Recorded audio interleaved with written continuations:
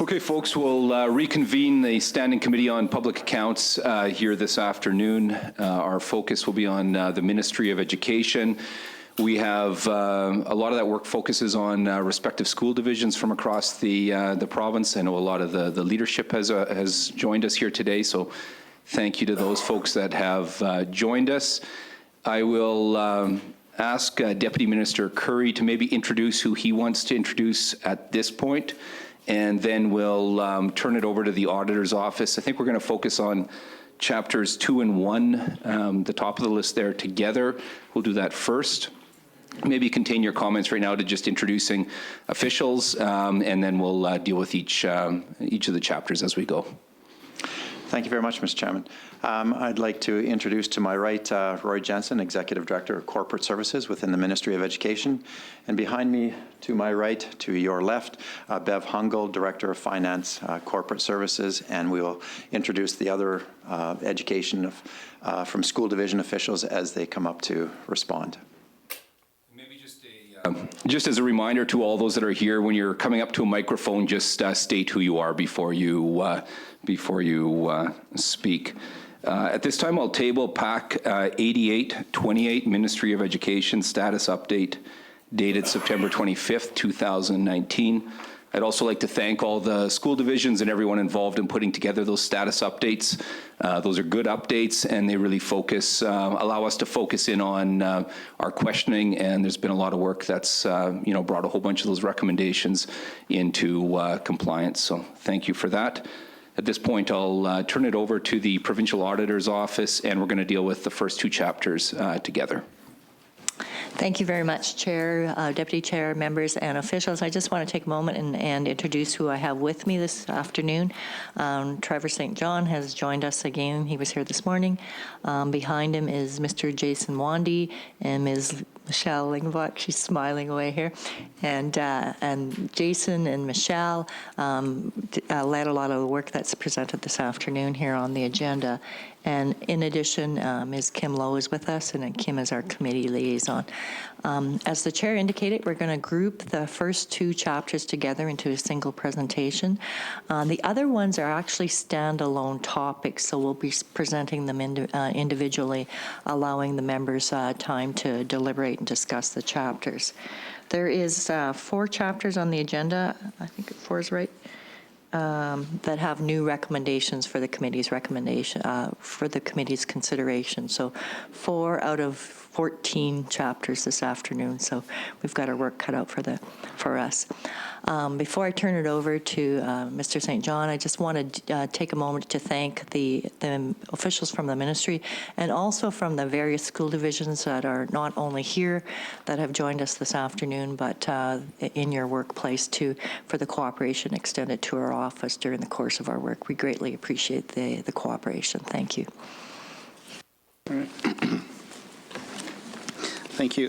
Chapter 2 of our 2018 report volume 1 is on pages 19 to 22, and chapter 1 of our 2019 report volume 1 is on pages 15 to 18. These each report the results of the annual integrated audits of the 28 school divisions at the time for the fiscal year ended August 31st, 2017 and August 31st, 2018 respectively. Each chapter includes new recommendations for the committee's consideration. Since Chapter 1 of our 2019 report provides an update on recommendations included in our 2018 Volume 1, we've combined these presentations. Chapter 2 of our 2018 report, Volume 1, recommends improvements at 5 school divisions and highlights improvements at 2 others. It includes 4 new recommendations for the committee's consideration, and I will focus my presentation on those. On page 2021, we recommend that Alacrosse School Division independently review and approve bank reconciliations. During 16-17, Alacrosse did not follow its policy to prepare and independently review and approve monthly bank reconciliations. They instead prepared bank reconciliations yearly. As reported in our 2019 report, Volume 1, in 2017-18, Alacrosse fully implemented our recommendation. On page 21, our second new recommendation, we recommend Prairie Spirit School Division independently review and approve all purchase card transactions. The school division did not independently review or approve monthly purchases made using credit cards, or referred to as purchase cards. This is particularly important as school principals can improve their own purchase card transactions. As reported in our 2019 report, Volume 1, in 17-18, Prairie Spirit fully implemented our recommendation. On page 21, our third new recommendation, we recommend Prince Albert Roman Catholic School Division follow its purchasing policy. Prince Albert Roman Catholic Separate's policy requires staff complete a purchase order for purchases over $500. The audit identified 3 instances where the school division did not complete purchase orders as expected. As reported in our 2019 report, Volume 1, in 17-18, Prince Albert Roman Catholic Separate School Division fully implemented our recommendation. On page 21, the fourth new recommendation, we recommend Saskatoon School Division follow its purchasing policy. Saskatoon School Division's purchasing policy requires approval of purchases prior to payment. The audit found the school division did not approve the purchase of a tangible capital asset prior to payment. As reported in our 2019 report, Volume 1, in 17-18, the Saskatoon School Division fully implemented this recommendation. I can pause now to allow the committee to consider these 4 new recommendations. Thanks for the presentation. Deputy Minister Curry, do you care to have a brief response, or do you want to open it up for questions now? Ready for questionings. Sure. So, committee members, Ms. Mowat. Thank you very much to the Deputy Minister and to everyone who's joining us today. I want to just first note that between the 2 audits, it's really encouraging to see implementation of most of the recommendations. I would say good work to all the divisions who were involved in all those processes and leadership at the central level. A couple of questions on the 2019 report on page 15. There's a tracking of total revenue and expenses for 2017-2018. I'm wondering if we have the numbers for 2018-2019 as well.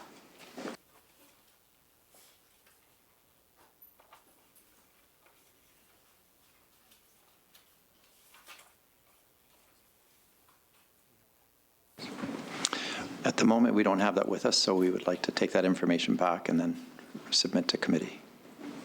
Okay.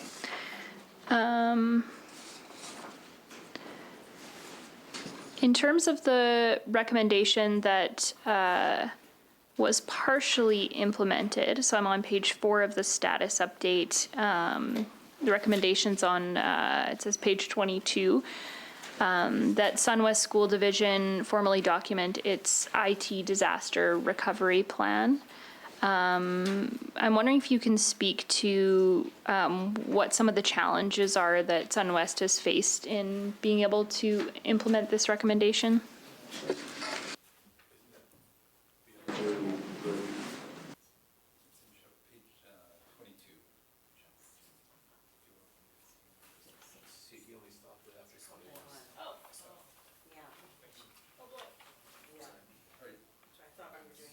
together, so.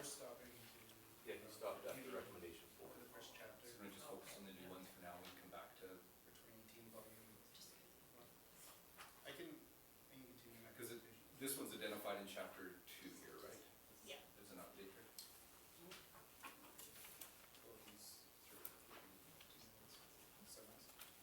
So the Sunwest School Division has not fully yet implemented our 2017 recommendation, but formally documented its IT disaster recovery plan.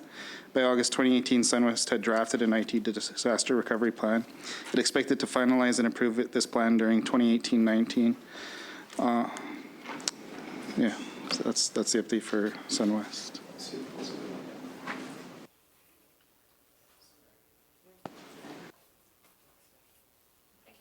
Question to the next presentation, if you'd prefer, Mr. Chair. Because it's contained in chapter 2 and it's contained in the next one. We can get to it in the next chapter if that's preferred, but it's an outstanding recommendation. It's not one of the new ones, and it pertains to Sunwest. So maybe we'll see if there's if the DM or if officials are in a position to respond to the question. We're happy to have it brought in a few minutes here as well, if that's the preference. So why wouldn't we do the 3 that are outstanding up until chapter 1? Do those 3, they seem to fit together like the 4 previous fit together. And then Vicky can just go like crazy then. Chapter 1 of our 2019 report, Volume 1, pages 15 to 18. This chapter highlights concerns at 2 of the 28 school divisions during 2017-18. It contains 2 new recommendations for the committee's consideration. Page 17, we recommend that Lloydminster Public School Division independently review and approve monthly bank reconciliations. During the year, Lloydminster Public School Division did not independently review and approve monthly bank reconciliations. Reconciliations help check the accuracy and reliability of the accounting records. On page 17, we recommend the Lloydminster Public School Division independently review and approve journal entries. The audit identified there was no independent review and approval of journal entries. 2 school staff were responsible for making the journal entries. Not having an independent review and approval of journal entries increases the risk of the division using inaccurate financial information and not detecting fraud or irregularities. The 2019 report, Volume 1, also provides the status update of the Sunwest School Division, which remained partially implemented, which I've already provided an update on. So that ends my presentation. So. All right, thanks for the presentation. And I guess we have a question that's still on the floor with respect to Sunwest, and we'll deal with that, then we'll continue to move along. Thank you. I'd ask Roy Jensen to respond to this, please. Roy Jensen with the ministry. Sunwest School Division is working on the disaster recovery plan, and they're also refreshing server and network equipment at the same time. The disaster recovery plan is tied directly to this equipment. The IT department have scheduled meetings in August to help deliver a fully documented plan of this refresh of equipment. And once they have this refresh of equipment, they anticipate that they can complete their disaster recovery plan, and they've indicated that this will be done by the end of October. Okay, thank you. Yeah, I did see the timeline for implementation was coming up quite quickly, so I expected that probably these challenges were being overcome right now, but that's good to hear. In terms of the other recommendations, I'm not sure I have many questions. It looks like everything else has been implemented already, so thank you. Any other questions from committee members at this time? Mr. Fayaz, any? No? Okay, good. Not seeing any. So thanks again for the very clear status updates. It makes our work simple here. So with respect to the first chapter there, 2018 Volume 1, Chapter 2, recommendations 1, 2, 3, and 4, let's deal with them maybe as a motion. Mr. Olesen, that we concur and that we note compliance. All agreed? All right, that's carried. Moving along to chapter Chapter 1, Volume 1, 2019 report and the 2 recommendations. I'd welcome a motion that we concur in compliance. Ms. Lambert moves. All agreed? All right, that's carried. We'll move along here now to Chapter 7 of the 2018 report, Volume 1, and I'll turn it back over to the provincial auditor in her office. Chapter 7 of our 2018 report, Volume 1, on pages 87 to 101, reports the results of our audit of Prairie Valley School Division's processes to monitor the educational progress of home-based learners. While home-based learners represent a minority of total students in this province, Saskatchewan has the 3rd highest proportion of home-based learners in Canada, and the number of home-based learners is growing. It had almost 2,500 home-based learners as of September 2017, an increase of 103% over the previous decade. School divisions are responsible for monitoring the education of home-based learners. As of September 2017, Prairie Valley had 143 home-based students. Over 3/4 of these students were in kindergarten to grade 8. Inadequate monitoring of home-based education programs can increase the risk home-based learners not receiving a proper education, negatively affecting their ability to succeed and reach their full potential in the future. We concluded for the 12-month period ended January 31st, 2018, Prairie Valley School Division did not do enough to fulfill its regulatory role of monitoring the educational progress of its home-based learners.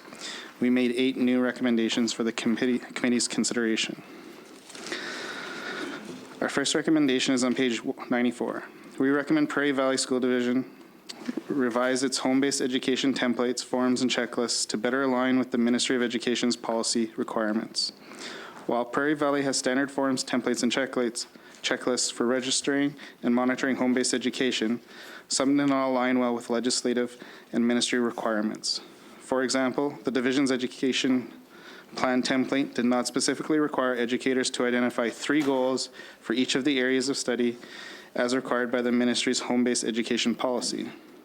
Also, the division's checklist used to assess education plans and the educational progress of learners did not require documentation of its assessment of the consistency of the education plans with the goals of education for Saskatchewan and the appropriateness of the plans and progress reports for the age and ability of the home-based learners. Complete and well-designed forms help home-based educators comply with legislation and ministry requirements. Also, having checklists that include documentation of division's assessments would help the division show it has fulfilled its regulatory role in relation to home-based education programs. The division may wish to consider publicly available templates and checklists that align with provincial legislation and requirements. Our second recommendation is on page 96. We recommend that Prairie Valley School Division only renew the registration of a home-based education program after it receives all required documentation from the home-based educator and confirms that the program complies with the law and related policies. Home-based educators must register their programs and students with the division each year. The division must determine whether the information submitted complies with the law and related policies. This includes information such as an updated registration form, an updated education plan, and the student progress report that demonstrates a student's satisfactory educational progress during the previous year's program. We found the division inappropriately renewed the 2017-18 program registrations for 21 learners without receiving the previous year's student progress reports. Of these 21 learners, the division registered 4 of them without receiving updated registration forms and education plans. The division did not follow up on the status of the missing information for these inappropriately registered learners. The division cannot effectively regulate home-based educators if it renews program registrations before assessing the educational progress of learners in the previous school year. This could result in home-based learners not receiving inadequate education. The next 2 recommendations are related.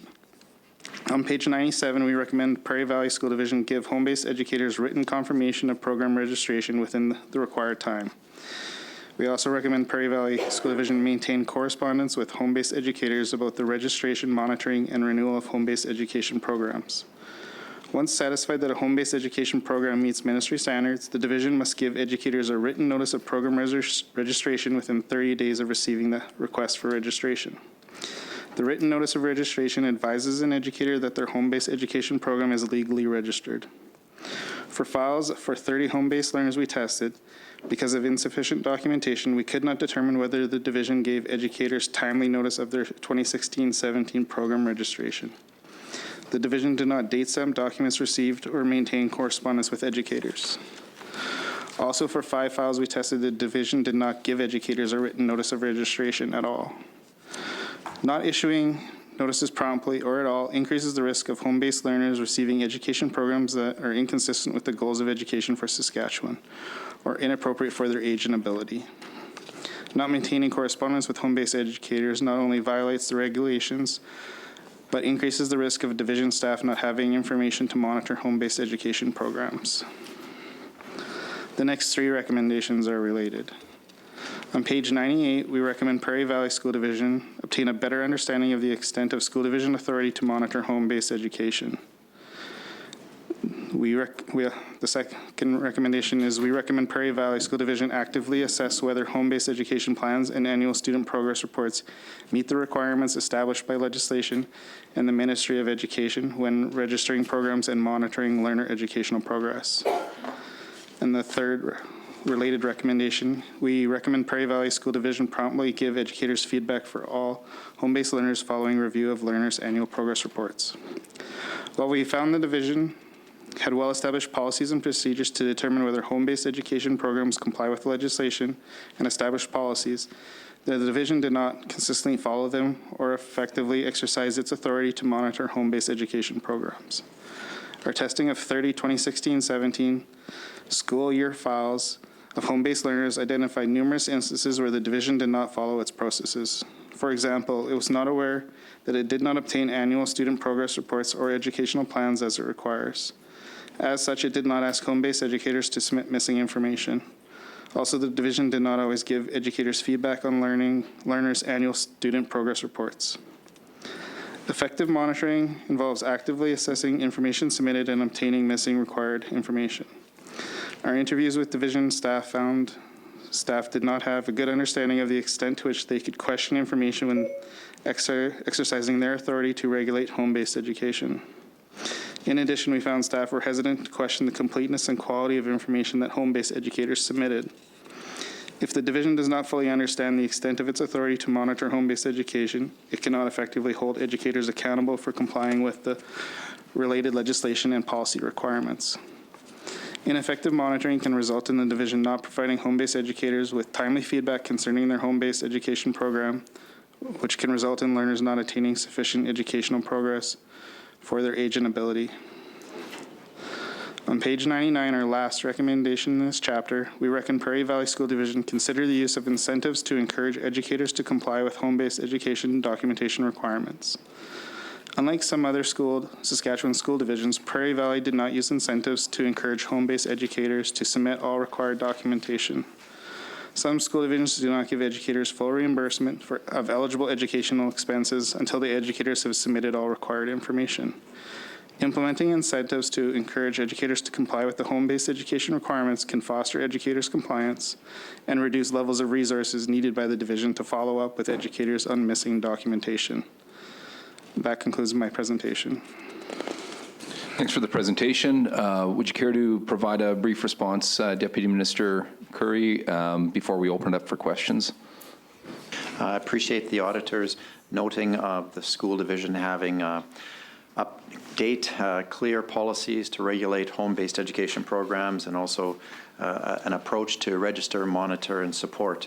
The auditor has made the 8 recommendations, and as has been noted, school division has taken steps to fully implement 7 of them, and has a plan in place to address the 8th.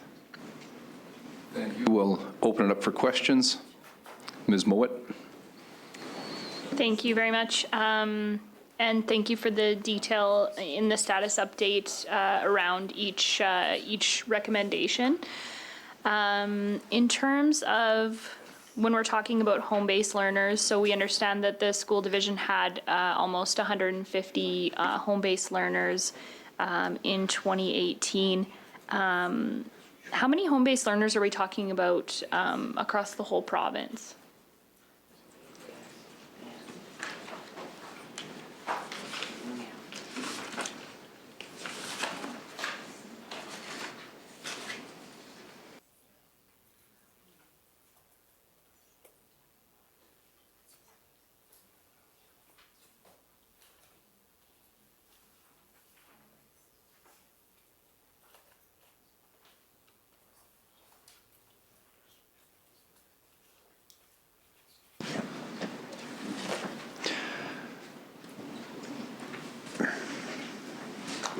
As of September 30th, 2017, the province had close to 2,500. We had 2,483. To have a present update as of end of 18, we'd have to come back to you with that specific number. Okay, and I should have been more specific. But I was looking for the 2018 number because I see the 2017 number is here. In terms, so it would be great if that could be provided. And is there any indication of a change in the number of home-based learners within the school division?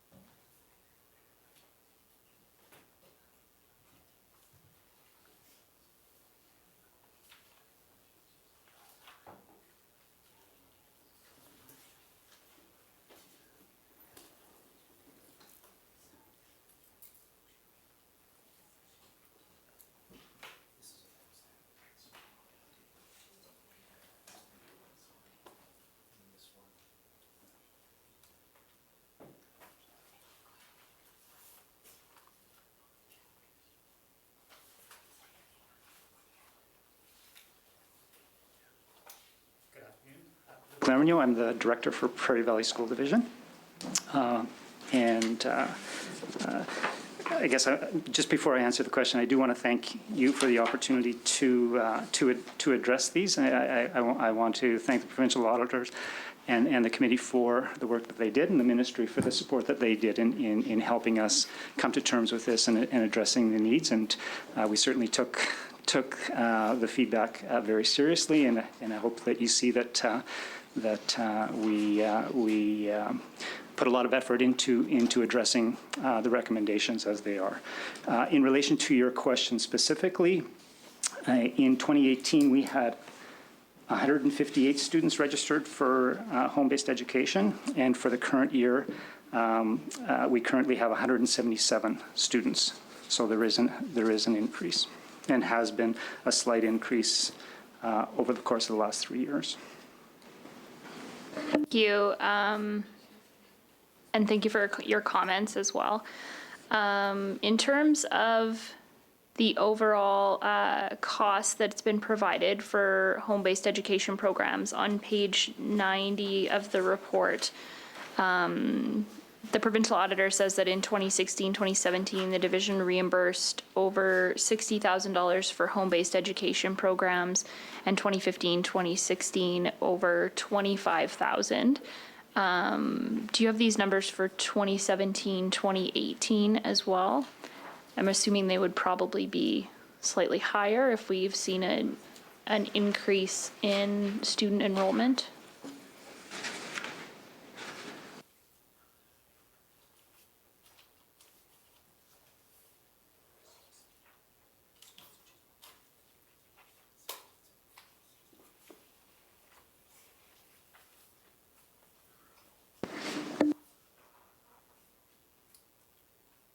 Spending for 2017-18 was $70,512 was our actual expenses. And is there an expected number for 18-19 as well, or do you have that finalized? For 18-19, it's just shy of 60,000. It's 59,788. In terms of the idea of providing incentives, I don't know if like it looks like there have been financial incentives applied again. So is that going to impact what this number looks like going into the future? Just make one point here, just from a technical perspective. We don't need to hit the button on our microphones. It throws off Hansard. If you're going to speak, you'll be recognized by folks. So no need to hit the mics.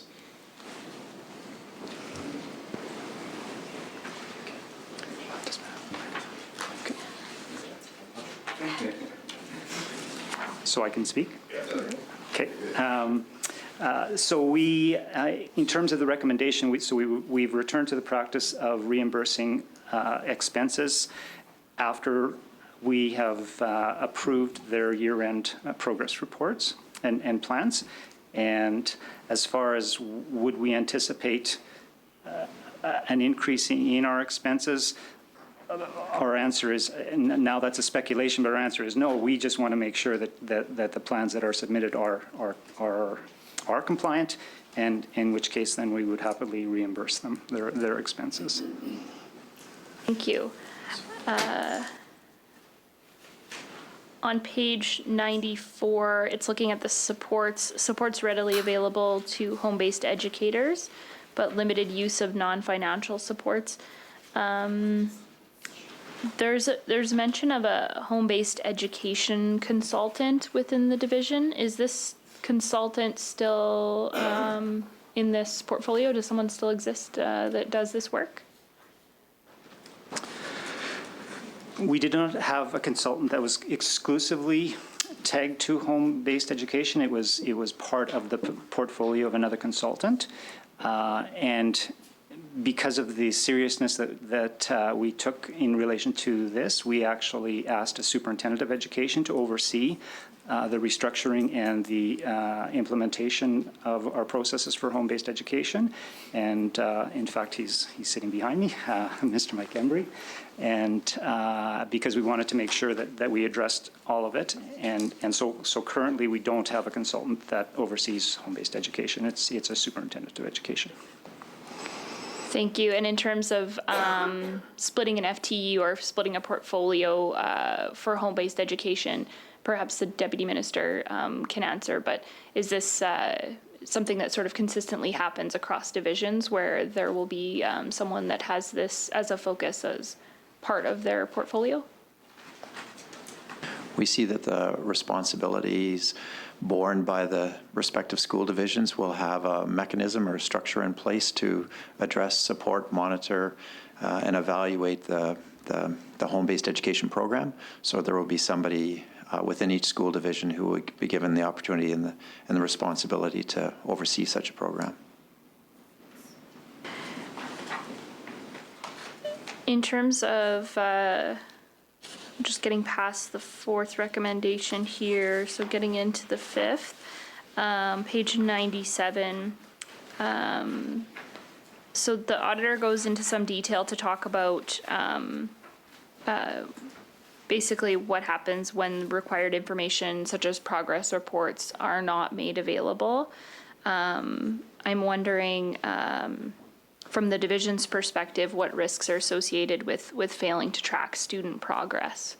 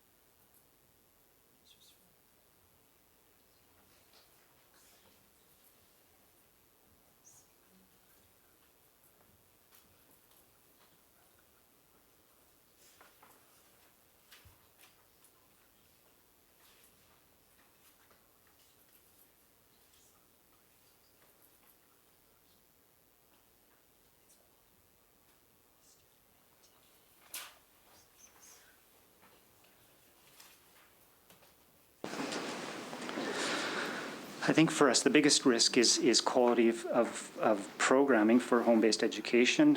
One of the recommendations was that we exercise greater oversight for that, and so correlated to that is the integrity of the programming as well. So those would be the two that we would identify as the greatest risks.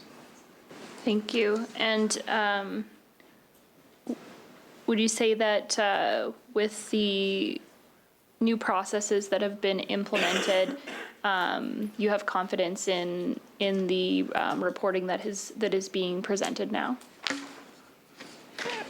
Absolutely. And for student, for year-end reports that don't meet our standard, we actually quarantine the files so to ensure that they don't get accidentally re-registered for the fall until they've been able to satisfactorily report on the progress of the student for the previous year. So I see that in the last, I think one of the last recommendation, number 8, it's talking about implementing incentives and what incentives could look like, financial and otherwise. I see that timeline for implementation, I think, is November 2019, so we're not quite there yet. But I'm wondering if you have some sort of idea of what these incentives would look like. And if there is relative confidence in the processes that have been set in place so far, is there a requirement to continue to explore other methods of incentivizing?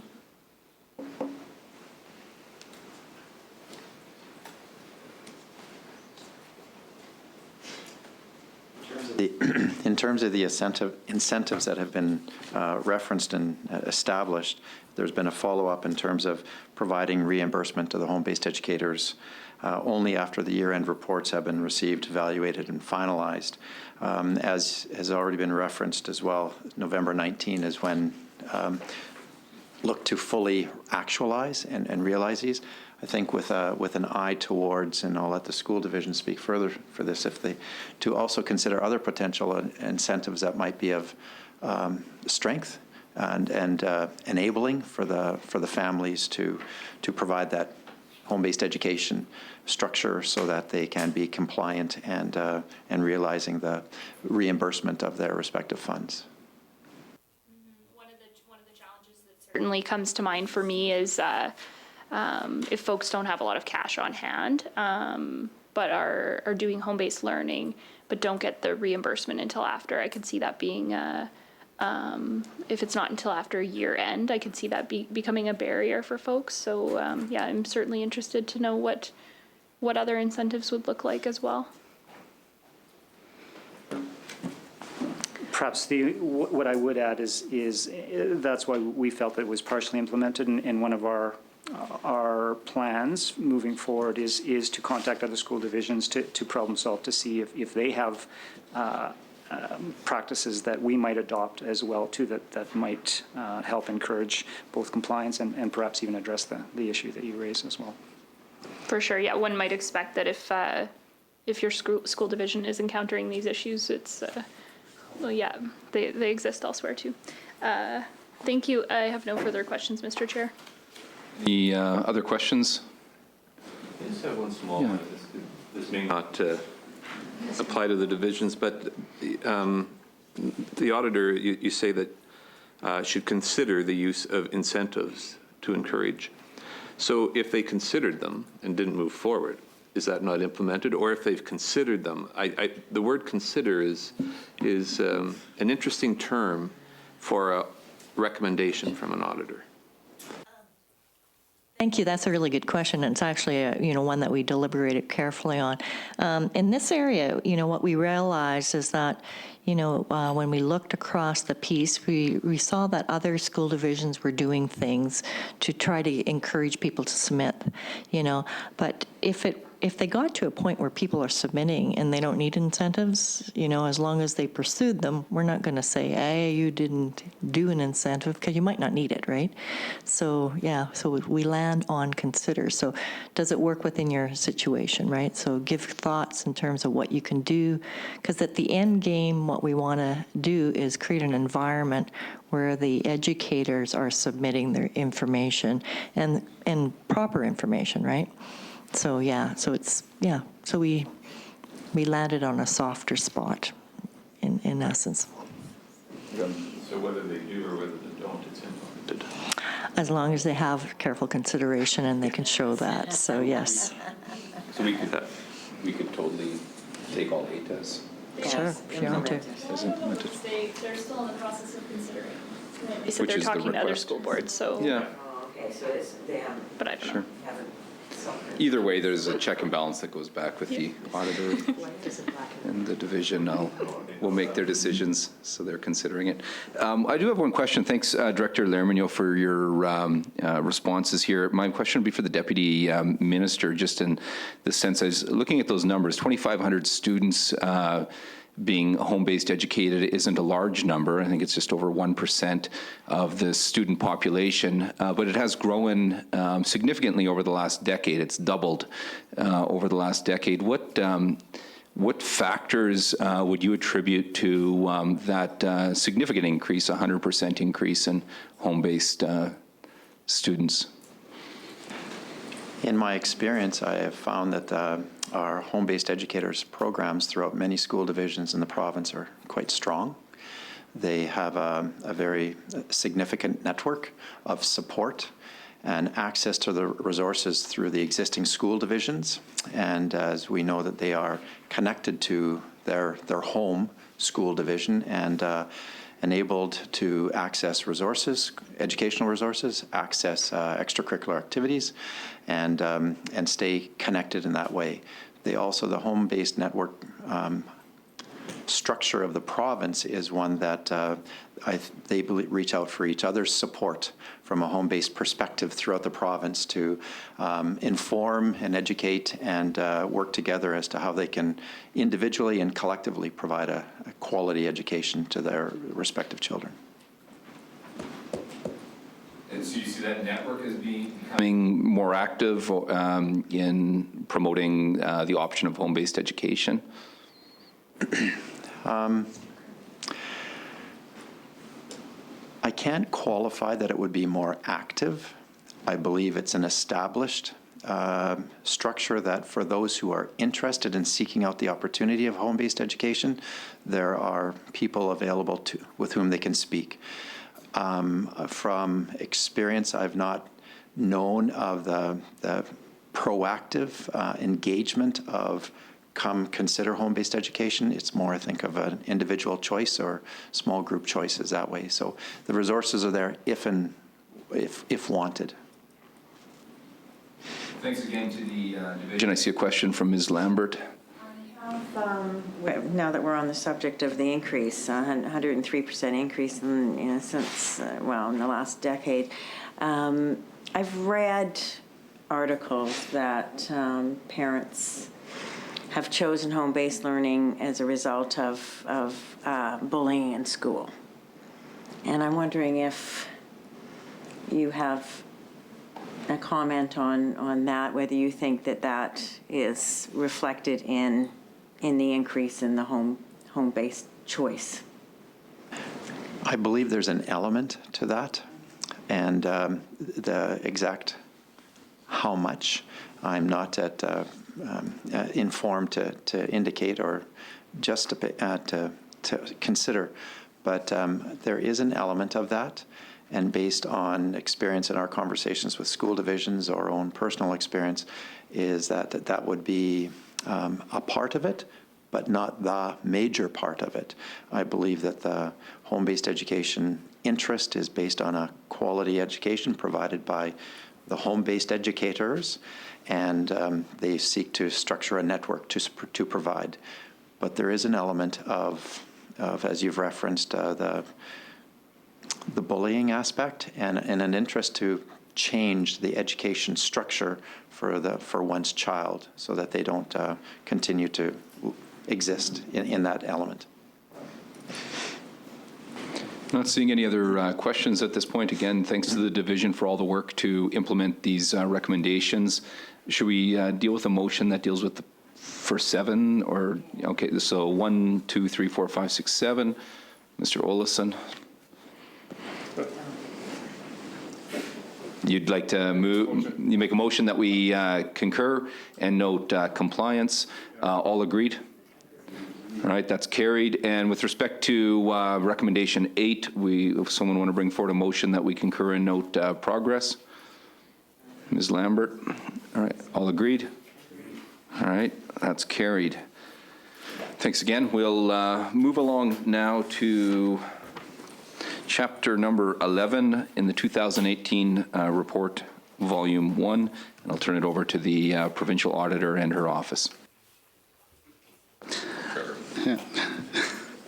Chapter 11 of our 2018 report, Volume 1, is on pages 157 to 178. This reports the results of our audit of the Saskatoon School Division's processes for supporting learning of kindergarten to grade 8 students with intensive needs. This chapter includes 11 new recommendations for the committee's consideration. In Saskatchewan, school divisions must accommodate students with intensive needs in their regular program of instruction or provide special programming to meet those students' learning needs. Students with intensive needs are those assessed as having a capacity to learn that is compromised by a cognitive, social, emotional, behavioral, or physical condition.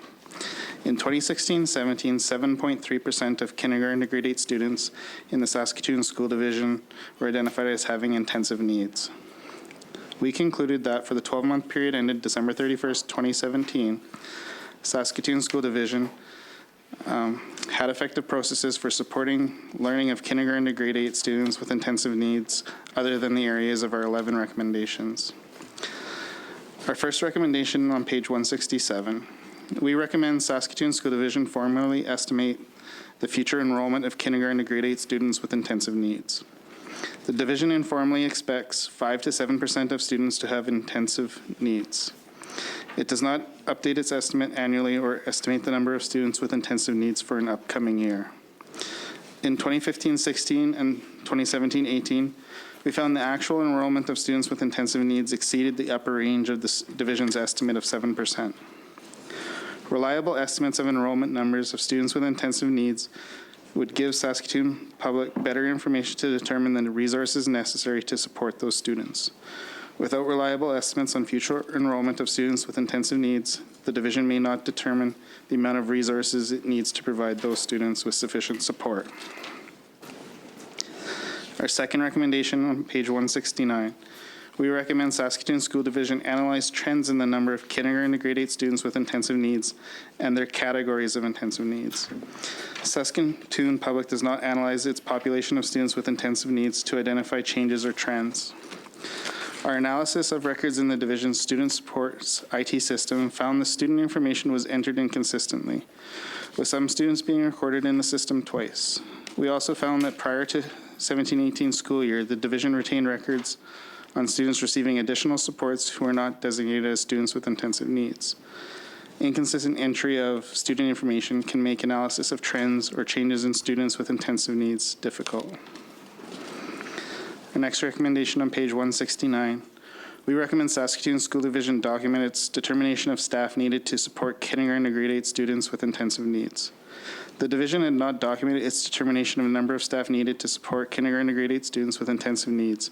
The increase in actual number of students with intensive needs over the last 3 years has outpaced the increase in the staff providing supports to these students in most cases. The division determines staff to support students with intensive needs primarily through its annual budgeting. The division indicated that it decides on the nature and the number of support staff along with other tools and supports for these students. However, the division cannot show us how it links increases in support staff to increases in number of students with intensive needs and the change in their needs. Our analysis found that the combined increase in staff used to support intensive needs students has increased 8.5% in the last 3 years, while the number of students with intensive needs had increased 9.2%. In addition to this, we found that the number of intensive needs students who needed one-on-one support from an educational assistant increased 31.6% over the last 3 years. Without a documented assessment of students with intensive needs and staff needed to support these students, the division cannot show that it is making sufficient programs and supports available to these students as the Education Act requires. On page 171, our next recommendation, we recommend Saskatoon School Division require schools to consistently document key consultations, decisions, and action items resulting from their meetings for kindergarten to grade 8 students with intensive needs. The division makes schools teams responsible for deciding appropriate intensive learning supports for students identified as potentially having intensive needs. These teams, comprised of school staff and division professionals and consultants, The division gives each school guidance about conducting Teams meetings and recording information about these meetings. However, schools do not always follow that guidance. For 11 of the 36 student files with intensive needs we tested, records of Teams discussions and consultations on that student's challenges, options, next steps, and resolutions were incomplete, or there was minimal documentation. Incomplete or minimal documentation on team consultations, decisions, and actions on student supports may result in students not receiving timely support. Consistently documenting these decisions would help ensure continuity and consistency of supports provided to support a student's learning needs. On page 171, we recommend Saskatoon School Division maintain in student cumulative files assessment information related to kindergarten to grade 8 students with intensive needs. The division uses a standard assessment approach for any student identified as requiring an assessment. School staff are to complete an assessment and consult with division professionals as needed. The assessment documents each student's needs and recommended supports. For the 36 files of students with intensive needs we tested, each student had an assessment profile completed and approved by the division. However, for 2 of the 36 files, the student assessment information was not in the student's cumulative file. Maintaining assessment information on student cumulative files allows this information to be accessible to parents and to school staff in order to provide sufficient supports to students with intensive needs. On page 172, we recommend Saskatoon School Division provide guidance on expected timelines for completion of assessments of kindergarten to grade 8 students with intensive needs. Our testing found division professionals track when they receive a request for an assessment. An assessment is completed, but they do not track the date on which the assessment is done. Management indicated it typically takes 4 to 6 weeks for a speech-language assessment and 6 to 10 weeks for a psychologist assessment. Good practices support a quicker assessment time of around 2 weeks. The division does not have guidance on how fast staff should complete assessments for kindergarten to grade 8 students with intensive needs. Completed assessments are a prerequisite to identifying intensive learning supports for a student. Delays in completing assessments cause delays in implementing learning supports for students. On page 173, we recommend Saskatoon School Division retain evidence of agreement on learning plans for kindergarten to grade 8 students with intensive needs. School staff are to retain a copy of the learning plan of a student in the student supports IT system. Once a learning plan is drafted for an intensive needs student, staff are to discuss the plan with the student's parents and sign off on agreement with the plan. Collaboration and agreement between school staff and parents on kindergarten to grade 8 students plans is not always documented. 13% of the 36 files we tested were missing learning plans, and 17% of student files had plans that were either not signed by parents or not signed at all. Documenting agreement of the learning plans shows that school staff and parents agree on the approach that is being taken to address the individual student's needs. On page 174, we recommend that Saskatoon School Division require consistent and accessible documentation of key decisions, discussions, and steps taken to implement learning plans for kindergarten to grade 8 students with intensive needs. 1/3 of the 36 files of students we tested did not contain evidence of discussions with parents. For the other 2/3 of files we tested, discussions with parents were noted in the team's meeting notes, but these notes are not maintained in the student cumulative files. Also, the division did not consistently maintain documentation of its discussions, decisions, and steps taken to implement student learning plans. 1/3 of the 36 files we looked at for students with intensive needs did not contain evidence of discussions with division or school staff. Keeping consistent and accessible documentation would assist school staff in monitoring steps taken to support students with intensive needs and help avoid repeating intervention strategies found ineffective for students who transfer between schools. On page 174, we recommend that Saskatoon School Division regularly monitor students' progress in achieving goals set out in learning plans for kindergarten to grade 8 students with intensive needs. For students with intensive needs, school staff are to regularly monitor students' progress at least 3 times a year and prepare reports on student progress in achieving goals. We found that the school staff did not consistently complete progress reports on student goals for students with intensive needs as often as expected. Also, school staff did not always keep evidence of parent sign-off on progress reports. For 36 files of students with intensive needs we tested, 63% of files did not contain a progress report for the first term of the 2017-18 school year. Further, 52% of the 2016-17 year-end progress reports were not signed by parents or are not signed off at all. Not having documented progress reports, including student progress against goals, increases the risk of differences of opinion on progress of students with intensive needs. Page 175. We recommend Saskatoon School Division centrally monitor whether schools sufficiently support kindergarten to grade 8 students with identified intensive needs to enable students to work towards their individual learning goals. The division does not formally monitor on a division-wide basis or on a school-by-school basis whether it is meeting the identified needs of kindergarten to grade 8 students with intensive needs. Of the 36 files we tested, 1 student was receiving less support than what was outlined by the student's assessment.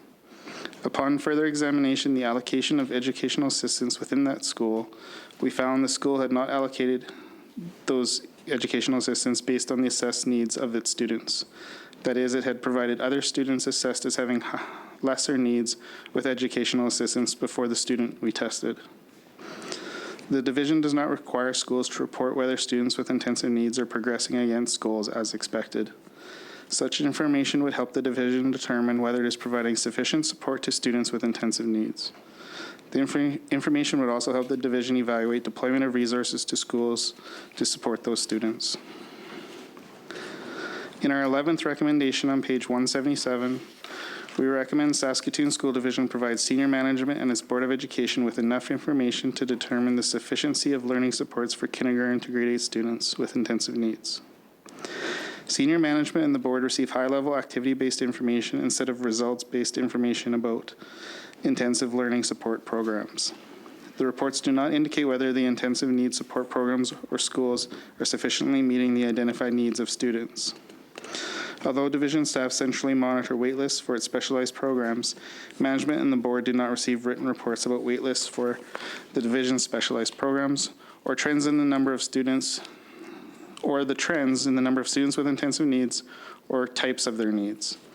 Receiving information on intensive learning support programs would enable senior management and the Board of Education to evaluate whether division is meeting its legal obligations with respect to students with intensive needs. That concludes my presentation. Thanks for the presentation. Deputy Minister, would you care to offer some comments, or should we open it up for questions? Just offer some comments to start. Thank you very much. So Saskatoon Public School Division has seen its number of kindergarten to grade 8 students with intensive needs increasing. And we are pleased that the auditor concluded that for the 12-month period, ending December 31st, 2017, that Saskatoon Public School Division had effective processes to support the learning of students in kindergarten to grade 8 with intensive needs. Of the 11 recommendations made by the auditor, the school division notes that progress has been made on all of the recommendations. The school division has fully implemented 3 of the recommendations and has partially implemented the remaining 8. And some of the recommendations, as one would appreciate, involve a significant amount of work and also require time to collect and analyze the data. The school division anticipates that they will have all of the recommendations fully implemented by January 2021. Thank you. Thank you for that response. We'll open it up for questions at this time. Ms. Mowat. Thanks. I guess we'll start on page 157, the first page of the chapter. In the opening remarks, the provincial auditor provides the percentage of K through 8 students in Saskatoon Public Schools that were identified as having intensive needs. So in 2016-2017, it was 7.3%. We know that the number is increasing, but I'm wondering if we can get an assessment of what that number looked like for 2017-2018 and 2018-2019.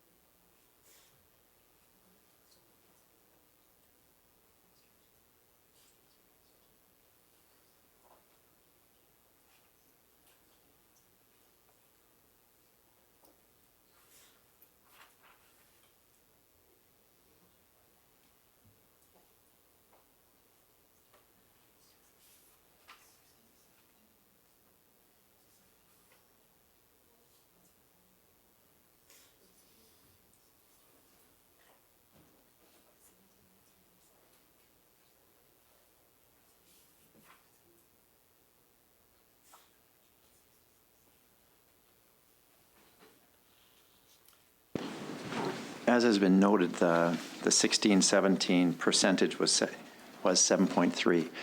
We are still working to determine the specific numbers for the 17-18 and 18-19 years.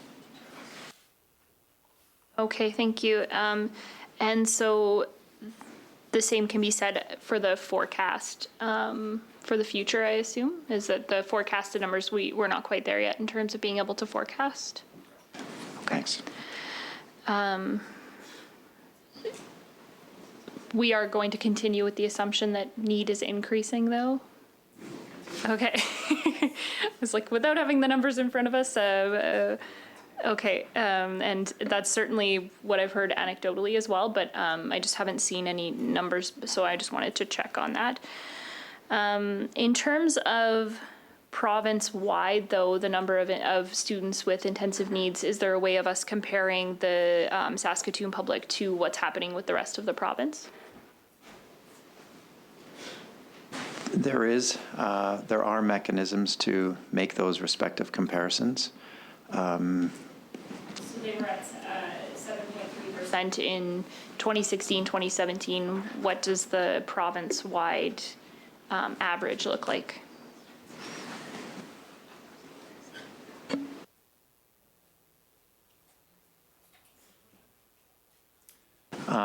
I'd like to return that information at another time. We don't have that with us right now.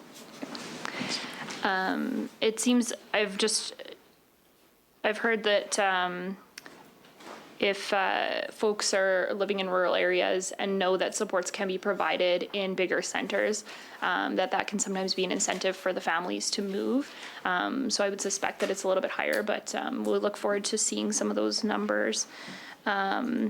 Is there anticipation that those numbers will continue to grow within the school division as well, based on the fact that the Children's Hospital is opening up?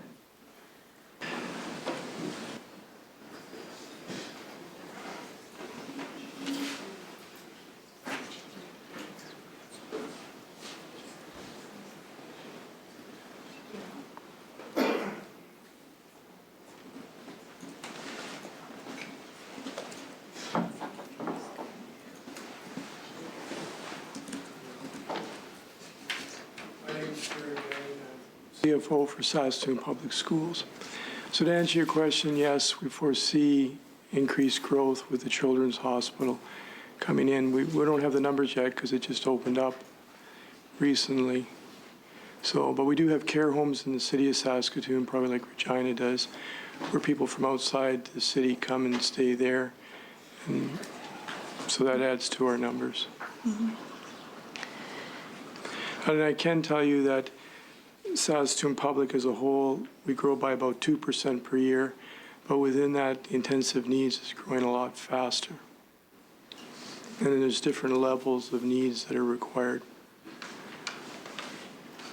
In terms of the levels of needs and the challenge within Saskatoon Public specifically, can you speak to how John Dolan School interacts with this equation? So just before you.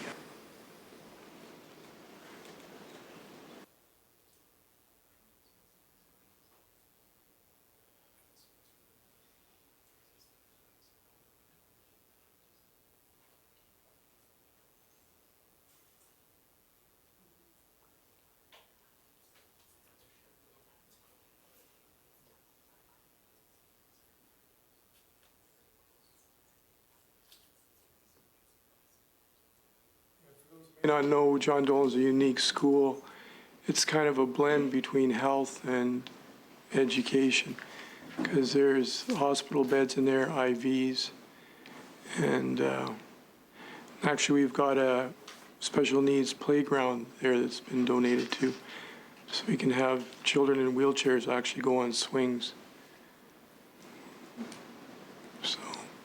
So what was the question again about John Dolan? It seems to me that it would put Saskatoon Public in a unique position, given the fact that the school is delivering education with high intensive needs students. Yes, that's correct. Okay. In terms of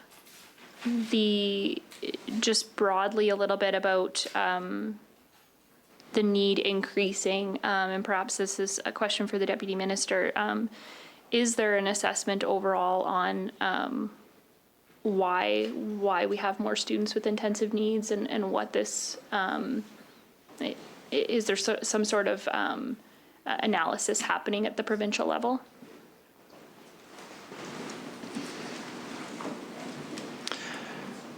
In connection with our school divisions, we are continuing to look and monitor the needs that are presenting themselves of intensive needs students throughout the province, and in those conversations with our school divisions as to the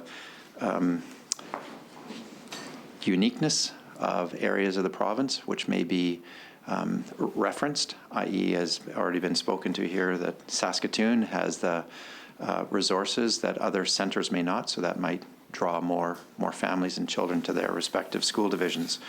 So I don't believe it's one size fits all, that there are elements within each community or respective communities where there may be the resources available that would draw families there. So we continue to have conversations through the reflection of annual reports of school divisions, as well as their allocation of resources, how they attend to those supports for learning, and how they are responding to the needs that present themselves. In terms of the funding formula and how funding is allocated, how does that work with respect to the percentage of children with intensive needs in different school divisions?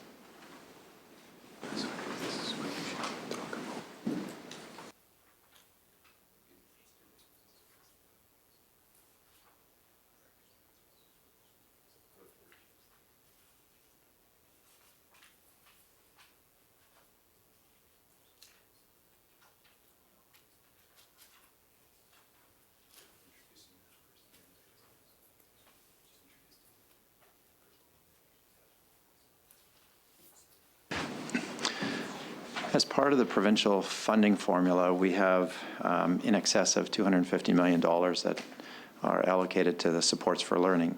And these resources are distributed to the respective school divisions based on demographics, based on student enrollment, and the school divisions will then distribute those resources within their division based on the needs that have been identified. We continue to monitor this allocation and this distribution of resources and the use of resources on an annual basis to respond and to provide as best as can be with the resources and the uniqueness of individual communities. In terms of, so Saskatoon Public is tracking their IS numbers. Is that true of other divisions as well, or how does that look in terms of the ability to centrally monitor going forward? Thank you for the question. Yes, all school divisions are expected to monitor and identify their intensive needs students and the needs of those students. So potentially, once those numbers get ironed out and this monitoring is stabilized a little bit, there would be an opportunity to use those IS numbers and forecasts, and for that to be reflected in funding, in the funding formula in the future, rather than a broader sort of look at demographics.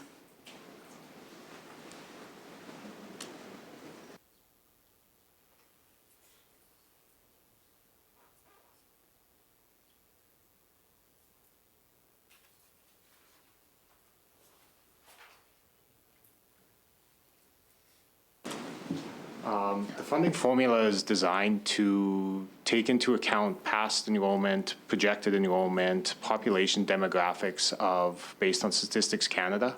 So we feel that the funding formula already is addressing the areas that intensive needs and supports for learning needs to be distributed. Okay. In terms of what demographics are captured that are reflected in the formula that represent this? Maybe I just don't understand. Those would be the demographics that identified through Statistics Canada, through the information that's gathered through the various environmental scans that the province is doing, through population census information to identify the percentages, not necessarily the exact number, but the percentages of the population and where the funding is best suited to be distributed. I'm just trying to recall back to what types of questions we get asked on the census. Yeah, it strikes me that there would be some room for, if we have this information locally, for it to be factored in. Because I suspect that a school division has more information about the learning needs of my child than like Stats Canada when I'm doing my census. But my fictional child, I don't have a real child. I don't think dogs count. But yeah, it strikes me that there might be more availability of information there. But that's not really a question, it's a comment, so.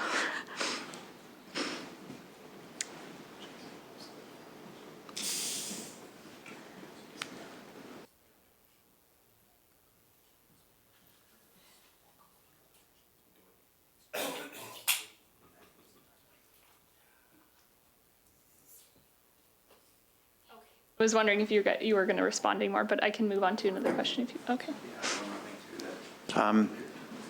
The funding formula allows for the aspect of the unconditional funding for supports for learning and the utilization of resources, so they can respond to known and unanticipated needs that present themselves throughout the school year. So that's another element of the formula that enables a flexibility there to address that. And then each year, as one knows, that information is then solicited and understood by the ministry in the work with the school divisions, so that when we draft the next year's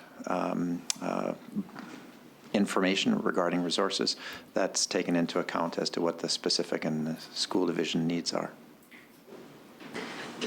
On page 166, where it's talking about better forecasting, it mentions that division management indicated they expect about 5 to 7% of students enrolled to have intensive needs. I'm wondering where these assumptions come from.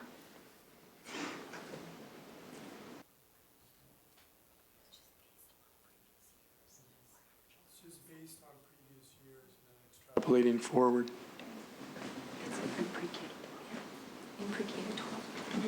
In pre-K to 12. Okay.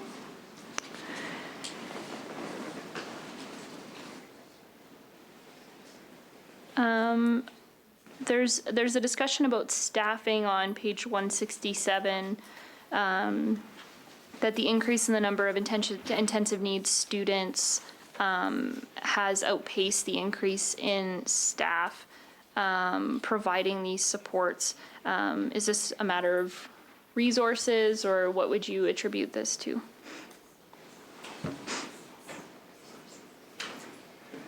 Yes. Be resource driven. Okay. And is there a plan to be able to address this concern going forward if we see the increasing demand coming?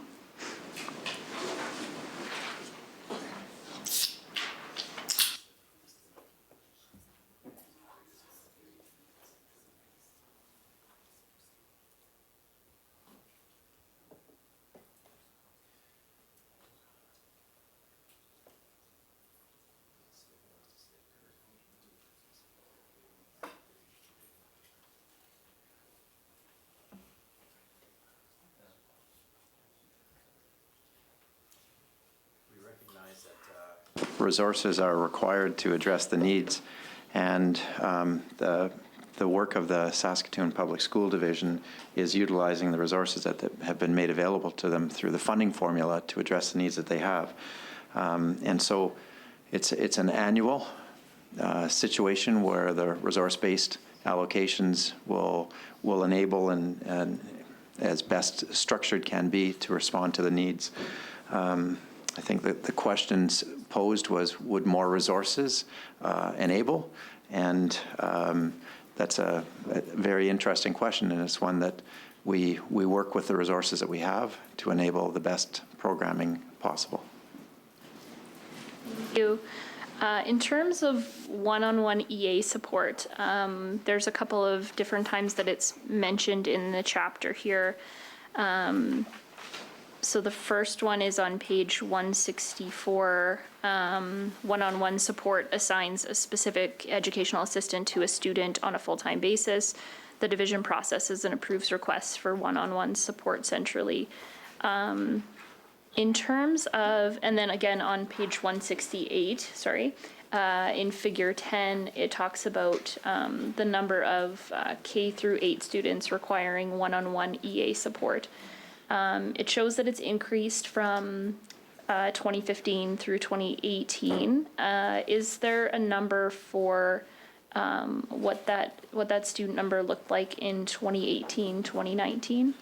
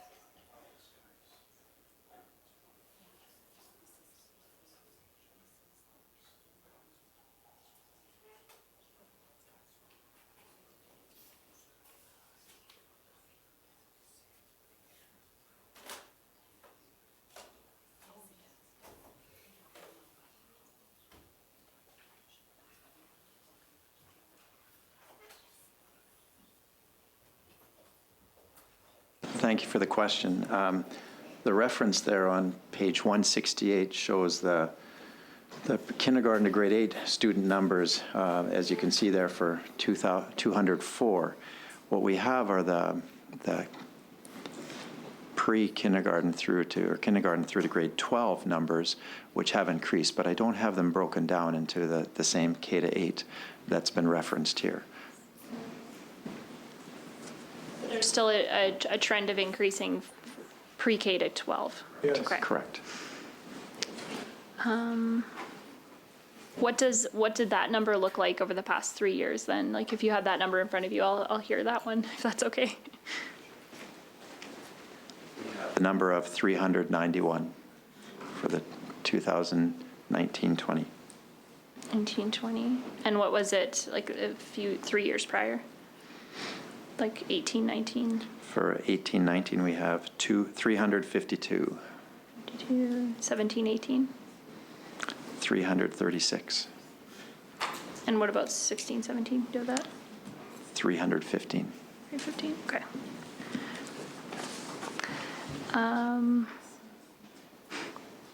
On to the issue of inconsistent entry of student information, and in terms of the ability to see trends and changes, I'm wondering if someone can speak to what the obstacle was here in terms of being able to consistently record student information. I'm looking at the second, it's right above the second recommendation on page 169.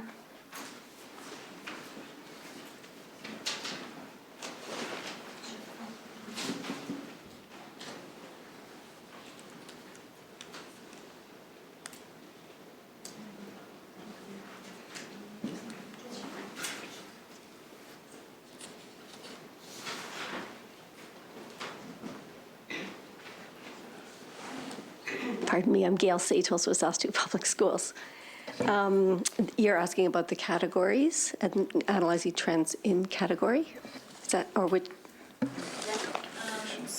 Or documenting in the learning plans. Yeah, documenting in the learning plans, yeah. Right, so the learning plans are the IIPs.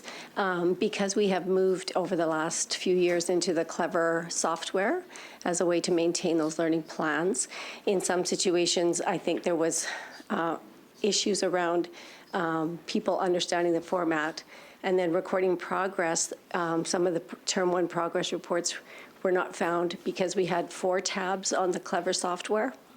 Pardon me, but we have 3 reporting periods. And so some people, rather than using Term 1, Term 2, and end of year, were using 2, 3, and end of year. So there was just a lot of inconsistency with the move to the software. So we have done a lot of work to make sure that people consistently are recording those accurately. Thank you. So you'd say it's a learning curve in terms of being able to utilize the new software. That's right. And that's what it was attributed to? That's right. Okay.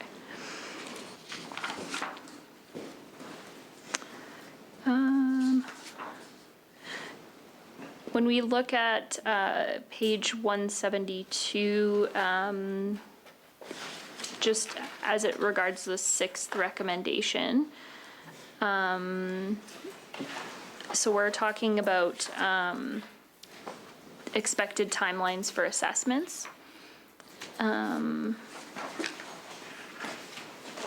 Here it was noted that it typically takes between 4 to 6 weeks to complete a speech language assessment. That's a funny one to mess up your wording on. And 6 to 10 weeks for a psychologist assessment. Is this still comparable wait time for these assessments within the division? No, we're always trying to do things in a more timely fashion, and of course, we take note of that. In that gold standard of the 10 days, often that's found in the United States, where caseloads are quite a bit lower. Our speech language pathologists and educational psychologists do more than just assessment. And so they do consultation, parent meeting, interviews, professional development. So we are aiming for a 20-day turnaround as opposed to the 10, and we're feeling like that's fair. Would you say you're getting closer to that now? Yes, we're kind of in that stage of doing that since the audit. I don't have the information from the other coordinators how that looks, but they are keeping stats to monitor that, and so we should be able to know by the end of the year how that looks now. Okay. And what would you say are the barriers to achieving more timely assessments? Well, I think it's a number of things. One is caseloads are quite high. Each of these consultants, support services consultants, have a number of schools, and every student within that school could be a potential candidate for assessment. And so that's why they do a lot of the prioritization rubrics and things to determine who will get those assessments in a timely manner. Otherwise, the assessments would just, our referrals would just pile up. So I think it's caseload, number of people to do the requested work. Plus, we like to do we don't want these people to just do assessments and have no programming come out of it. And so they do devote some of their time to the programming, staff development, communication with parent. And so we don't want to lose those elements either. You mentioned caseloads. What would a typical caseload look like for a speech language pathologist and ed psych?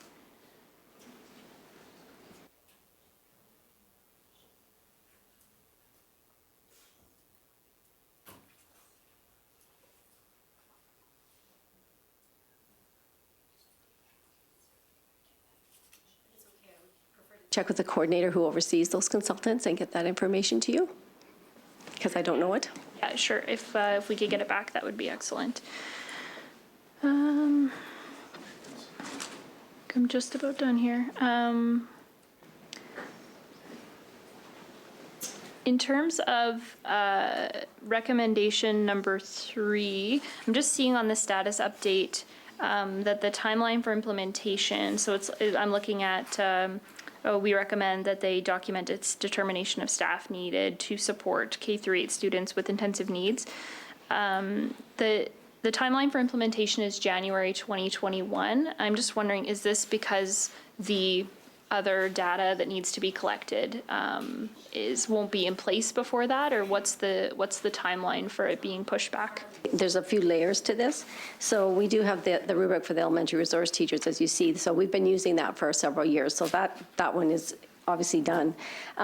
We're trying to refine the EA determinations for that staff component. And as you can see, a lot of our data over the years, and the auditors would concur that this was frustration, has been collected from the pre-K to 12. And so we're in the context of this going to K to 8.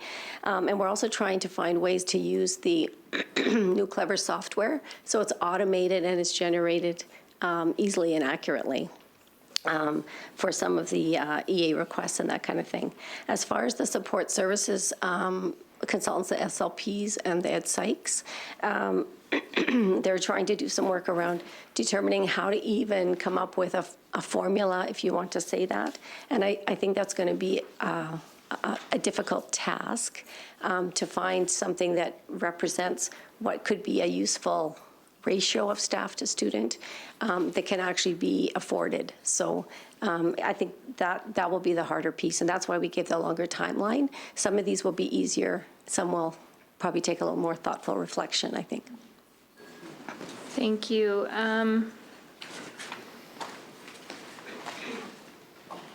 Just as you're in your question, there was a commitment to get information back to the table, and thank you very much for that. Just so you're aware, the committee clerk will supply sort of the process to that, where to send it, and that'll be part of the record. And thank you.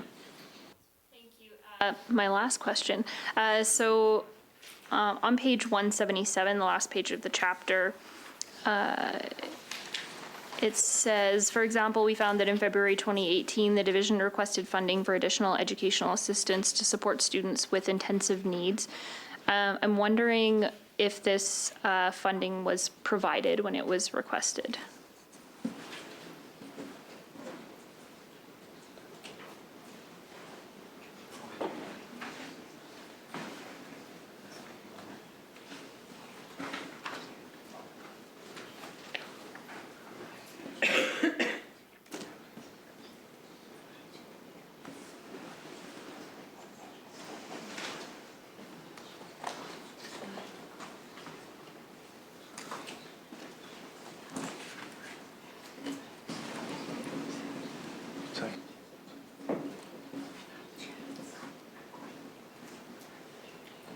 Thank you for the question. The division had, as is referenced here, had made a request for additional funding. And if I remember correctly, at that time, there was extra money, there was additional money made available to all school divisions in terms of staffing. And so while I can't speak with certainty, that there would have been extra resources made available to the school division to utilize and potentially address this situation. Okay. Thank you so much for your patience, Mr. Chair. That's all my questions. Mr. McMorris. I just have just a couple questions, and you may have answered it. You were flipping back between K to 12 and K to 8, and when the last statistics were put together. So it's not necessarily to the Saskatoon Public School Division. It could be to the Deputy Minister of Education. When is the last what are the last numbers that we have, knowing the number of students with special needs within our school system, be it in Saskatoon School Division or in the province?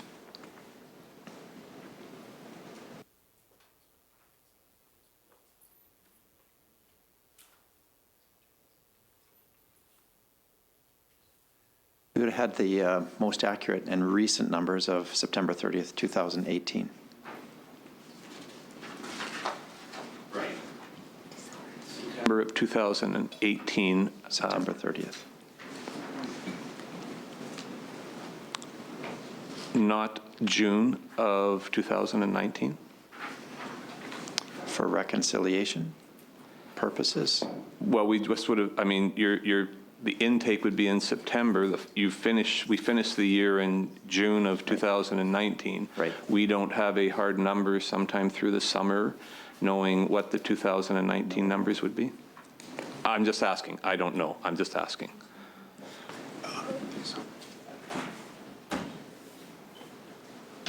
Our most accurate information would be September 30th, 2018. Our assumption would be that those numbers would have been maintained throughout the year through to the end of June of 2019. So that's why we wait until the end of September then to see with a certainty whether there's been a change. That's the end of September 30th of any given year is the new enrollment numbers.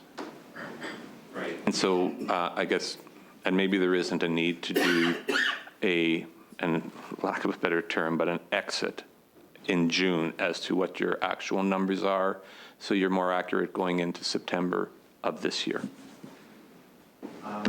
Thank you for the question. We have the enrollment figures of June 30th, I'll say, of any given year. And so we can look back to see how those compared to September of any given year. Yes, we do have that.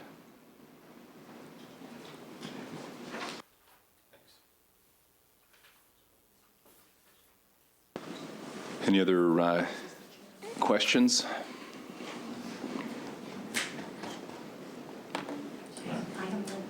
Another bit of information that might be of interest. Every year, mid-December, we do submit our extraction of a number of students with intensive supports to the ministry. So we kind of, when I'm comparing annual to annual, I do the mid-December number, and that allows for anybody new in the fall to get onto the system and be counted. Other than that, I'm sure divisions do it differently. Since our audit, we do maintain monthly total IS numbers September through June, or through May. June is a bit of a wonky month with children everywhere, but so some divisions may have that also. But we only submit once a year. I think I just want to say that I thank you so much to the Saskatoon School Division for all their work on this front. There's a lot to this chapter, and such complexity in your classrooms and classrooms across the province. So this is not easy work, and it's a requirement of the Education Act, and certainly it's something that it's the kind of education that you want to provide to students. I think that a fair or interesting audit, whether it was done by the provincial auditor or whether it was us in a different way, is making sure we have a better assessment of the actual dollars that are coming to divisions when you're talking about intensive needs or that supports for learning, and how that tracks and aligns with the trends and realities in school divisions, and the adequacy of those dollars. And that would be, I think, a very interesting audit, and certainly work that we can take on. And of course, there's debates beyond this table that we won't have with the good deputy minister who's fulfilling the work with the resources he's allocated, but one that we can take on when it comes to budget allocation with the minister responsible. But thanks to all that are involved in this very challenging work, and I would say, commonly heard across the province, short of the resources that are required. So thanks for the work that you do. Looking at the recommendations, I think we have some that have that have been implemented, that there's compliance in place. Recommendations 4, 6, and 8, I believe, have been identified. I'd certainly welcome a motion that we concur and note compliance with those recommendations. Ms. Lambert, all agreed? That's carried. With respect to recommendations 1, 2, 3, 5, 7, 9, 10, and 11, I'd welcome a motion that we concur and note progress. Mr. Weeks, great to hear from you. Good to see you. All agreed? That's carried. Okay. Well, we'll thank you to the Saskatoon School Division for their time here today and their attention. Thanks for all those within the division as well for their work on this front in classrooms every day and throughout the community. We'll shift our attention to... Oh, you know what we'll do? I'm told by the clerk we're going to take a brief recess.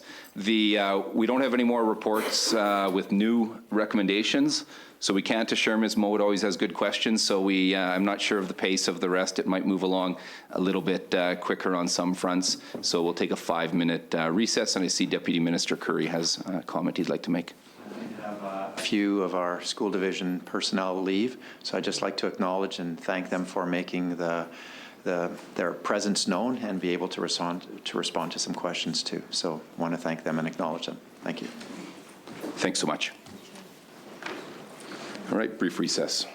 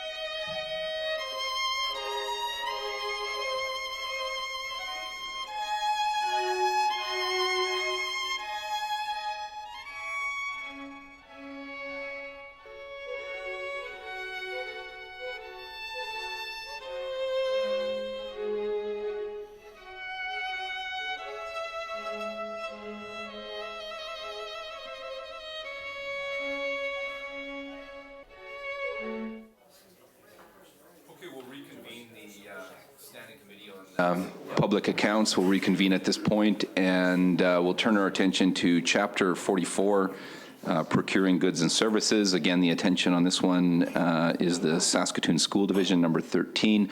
I'll turn it over to the Provincial Auditor's Office for their presentation. We'll go from there. Thank you. Chapter 44 of our 2018 report, Volume 2, on pages 293 to 296, reports the results of our second follow-up on the Saskatoon School Division's progress towards addressing 5 original recommendations we made in our 2014 audit related to its procurement processes. The committee has already previously considered and agreed to these recommendations. By August 2018, Saskatoon Public improved its procurement processes by implementing 4 of the 5 remaining recommendations and was working on the final recommendation. The division had yet to follow its established procedures to check the validity of new suppliers. It did not complete due diligence checklists for 40% of the new suppliers we tested. Not following the established procedures to check the validity of new suppliers increases the risk of having inappropriate suppliers within its financial system. Use of inappropriate suppliers increases the risk of making fraudulent payments. That concludes my presentation. Thanks for the presentation. Do you care to provide a brief response, and then otherwise we'll open it up for questions? Briefly, thanks to the chair for this opportunity. We are pleased that the auditor found in their second follow-up audit on this topic that the Saskatoon Public School Division had implemented 4 of the 5 outstanding recommendations. And we're also pleased to note that the school division has taken steps as of October 2018 to address the final outstanding recommendation. Open it up for questions. Sure. Thank you very much, and thanks for all the actions that have been detailed here for us as well by the Saskatoon School Division. I'll open it up for questions. Ms. Mowat? Thank you. So with regards to the final recommendation that wasn't noted implemented by the auditor, but is being noted as implemented in the status update, I'm wondering if you can speak to what some of the challenges were or are here in terms of the due diligence checklist not being completed. There's not really any excuse for that. It should have been done and wasn't, and steps have been taken to ensure that won't happen again.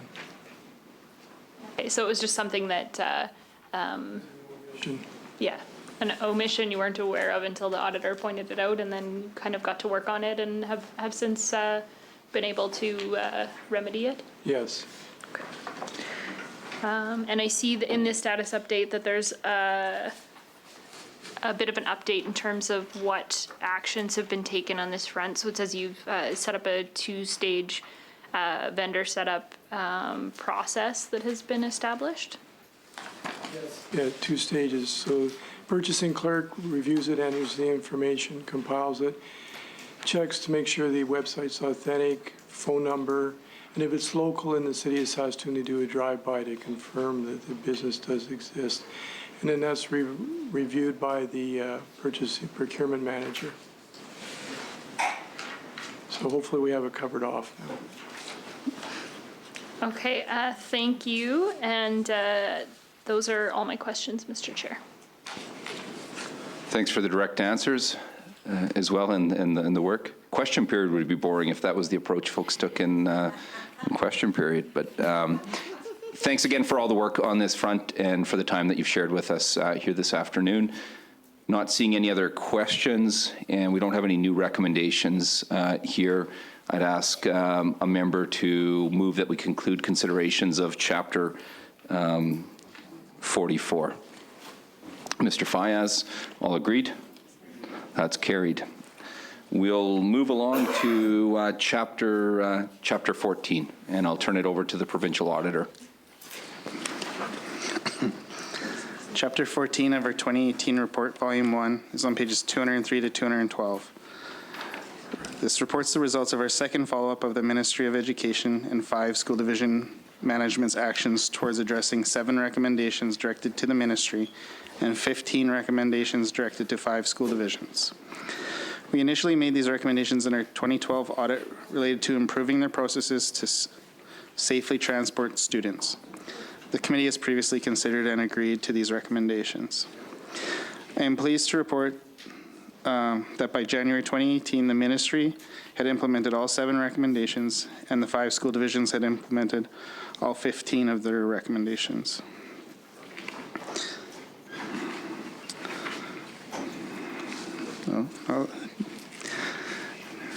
That concludes my presentation.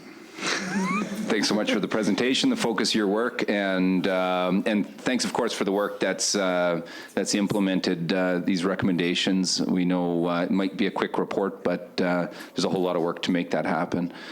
I'll turn it over to Deputy Minister Curry if he has some brief remarks. Otherwise, we'll open it up for questions. We are pleased, again, that the auditor found in their second follow-up audit on this topic that all the remaining recommendations for the ministry and the 5 school divisions that were included in this audit have been fully implemented. We sincerely appreciate and the great work done by the school divisions taking these recommendations seriously and acknowledge their work of the 5 school divisions along with the ministry staff to address and implement all of these recommendations. Questions? Ms. Mowat. Thank you, Mr. Chair. It's certainly good to see when there's implementation widely across the board. So I won't spend too much time on this chapter as we're not looking at any new recommendations here. In terms of on page 205. Close to the bottom of the page, there's a discussion about the, at the time, new transportation funding formula for the 2017-2018 school year. It says that it bases the majority of urban transportation funding on walking distances of 0.5 kilometers for pre-K, 1 kilometer for kindergarten to grade 8.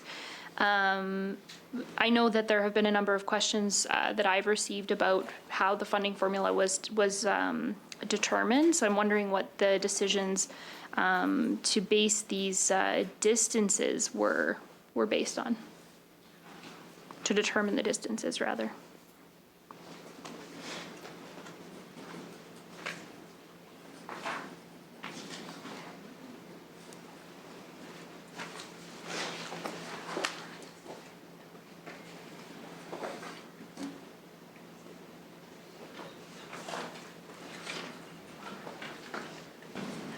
I would like to, I would respond by, I would like to get back with certainty as to the response. There were a couple of issues that drove this, pun intended, drove this this situation. One is that at that time there was a review of the funding formula, the work that was done by with the ministry and also with school divisions, and that information was shared by school divisions of how they had existing structures in place and efficiencies that might be considered or realized should there be consistency in terms of transportation distances. But there had been a review significantly of the funding formula at that time, and I believe that that was a major impetus of these numbers that you see before you. Thank you. I was just wondering in terms of there's discussion about a transportation working group survey and consultation. So I was just curious if any of those were drivers of decision making. Yes, they were. Again, consultation and engagement with the school divisions to understand, and there had been smaller group conversations that had taken place, whether they be urban or rural. Thank you. That concludes my questions, Mr. Chair. Any other questions from committee members? Not seeing any. I would welcome a motion that we conclude consideration of Chapter 14. Moved by Mr. Weeks. All agreed? That's carried. We'll move our attention to Chapter 23, and I think this involves the Northeast School Division. Chapter 23 of our 2018 report, Volume 1, is on pages 263 to 266. This reports the results of our first follow-up on Northeast School Division's progress towards addressing 5 recommendations we initially made in our 2016 audit. related to the processes to increase the percentage of grade 3 students reading at grade level. The committee has previously considered and agreed to these recommendations. By January 2018, the division had implemented 4 of the 5 recommendations and partially implemented 1. Key improvements included the following. Northeast has documented all of its key risks and strategies for managing its risks related to increasing the percentage of grade 3 students reading at grade level. It also developed sufficient guidance for exempting students from provincial reading level assessments. And it publicly provides data analysis of grade 3 student reading levels in its annual report and through publicly accessible Board of Education meeting packages. However, the division had not yet evaluated the effectiveness of one of its 2 tools it uses to assess student reading levels. Evaluating the effectiveness of assessment tools reduces the risk that teachers and students are inefficient and spend time on assessments that do not help to significantly increase student reading levels. That concludes my presentation. Thanks for the presentation. Deputy Minister Curry, do you care to respond? Thank you. The school division does continue to work towards implementing the outstanding recommendation with the goal to have this recommendation fully implemented by March 2020. And I'd also like to give recognition to Northeast School Division, which was just referenced in the local media here within the last week in their reports to the board as to how they are meeting this outcome that was identified and the progressive work that they have realized over the last number of years as a result of the focus and the work with the auditor and on this recommendation. Great. Questions from committee members? Ms. Mowat? Thank you. In terms of grade 3 reading levels, so there's a note from the auditor here that in June 2017, 74% of Northeast grade 3 students were reading at or above grade level. So it's noting the improvement from June 2015. Do we have the number for 2018 as well? We do. I will have to get that for you. I don't have it off the top of my head, but we do have that number. Okay. That would be great to see. In terms of sort of how they compare, it's evident that there's an improvement to themselves in the past, but what about across the rest of the province? Do we know what the reading levels look like for grade 3 across the province? We are in the midst of having that data analyzed from the results of June 2019, and so we are in that process. Anecdotally, though, from last year, there are a number of school divisions who have seen increases, and there are a few school divisions who have maintained their existing levels of reading levels at grade 3. So we're in the process of just finalizing that information now. That will be made available as a result of the assessments that were provided in June of 2019. For if those numbers aren't available, what about for 2018? The average across the province percentage, is that available? The average of 2018 at the end of June was 74.8%. Okay, so we saw, yeah, so this is putting Northeast basically on par with the rest of the province, is what we're looking at here. Has there been a change, has there been much change across the province in the years prior to that? So we had 74.8 in 2018. What did 2017 and 2016 look like? You're testing my memory. When I go back, we have started, as is referenced here, 65% provincially from back in, it was 2013 was provincially 65%. It moved up, I believe, in 3 years later to 70%, and then has crept through to 74% 2 years ago, and then last year the 74.8.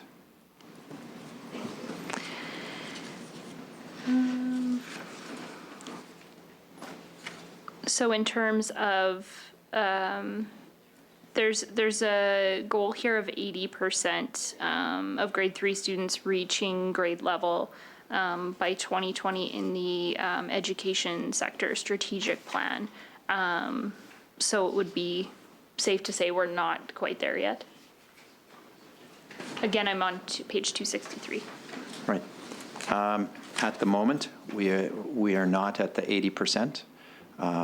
We are, as I've mentioned before, looking to finalize the data that we have from June of 2019 and then respond accordingly to how can we look to realize or aspire to realize our goal of 80% in June of 2020.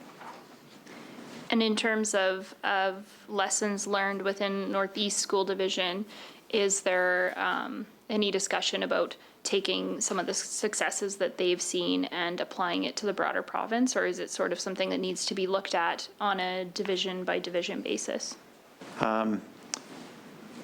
There is a group that's been established since 2013, beginning of 2014, the provincial leadership. And these are the directors of education from our 27, at the time 28 school divisions, now 27, as well as our First Nations education authorities. And the establishment of that group was to share promising and best practices throughout the province. So there is an expectation that there is a response and there is time spent reflecting upon successful and promising practices from any school division and enabling and assisting those that are looking for opportunities to advance their reading levels too. So there is in existence a structure right now that meets a number of times a year to review existing structures, promising practices, and a sharing of those so that school divisions can solicit and seek out opportunities of growth, learning for growth, and also for opportunities of school divisions to share what has been an established structure that is seeing benefits for the student learning. Thank you. I have no further questions, Mr. Chair. Thanks so much. No further questions. I'd certainly thank the Northeast School Division for their work on this front, and I would welcome a motion to conclude consideration of Chapter 23. Mr. Olison moves. All agreed? It's carried. We'll move along to Chapter 24, and I'll turn it over to the Auditor's Office. Chapter 24 of our 2018 report, Volume 1, on pages 267 to 270, reports the results of our first follow-up of Prairie South School Division's progress towards addressing 4 recommendations we made in our 2015 audit of its board's processes to equip itself with the knowledge and competencies necessary to govern the division. The committee had previously considered and agreed to these recommendations. By January 2018, the division had implemented all 4 of the recommendations we made. Prairie South set out the baseline knowledge and competencies necessary for the board to govern the division and began maintaining a listing of the competencies possessed by its board members, individually and collectively. Prairie South gave board members opportunities to learn from each other by deliberately partnering experienced board members with lesser experienced ones. In addition, the board chair monitored whether the board is addressing gaps in individual and collective board knowledge and competencies. Board members periodically self-assess their knowledge and competencies, the results of which help the board determine its progress in developing governance knowledge and competencies. That ends my presentation. Thanks so much. Deputy Minister Curry. We acknowledge significant efforts the Prairie South School Division has made to address and implement all of the recommendations. Noted for sure, so thank you to them. Questions from committee members? Not seeing any, I'd welcome a motion to conclude consideration of Chapter 24. Ms. Lambert, all agreed? That's carried. We'll move along to Chapter 25, and I'll turn it back over to the Provincial Auditor in her office. Chapter 25 of our 2018 report, Volume 1, starts on page 271. This reports the results of our first follow-up of Regina School Division's progress towards addressing 5 recommendations we initially made in 2013 related to the processes to promote positive student behavior. The committee has previously considered and agreed to these recommendations. Positive student behavior facilitates student success at schools and provides a safe learning environment. By March 2018, the division had implemented 2 of the 5 recommendations and partially implemented the remaining 3. Annually, the division communicates to staff its training expectations on key initiatives to promote and support positive student behavior. The division implemented software to track which school staff are trained in these key initiatives. In 2017-18, the division started collecting data on behavior, incidents, and supports. It plans to use this information to determine goals related to student behavior. Once its goals are determined, the division plans to report to its Board of Education on the overall success of initiatives to promote positive student behavior.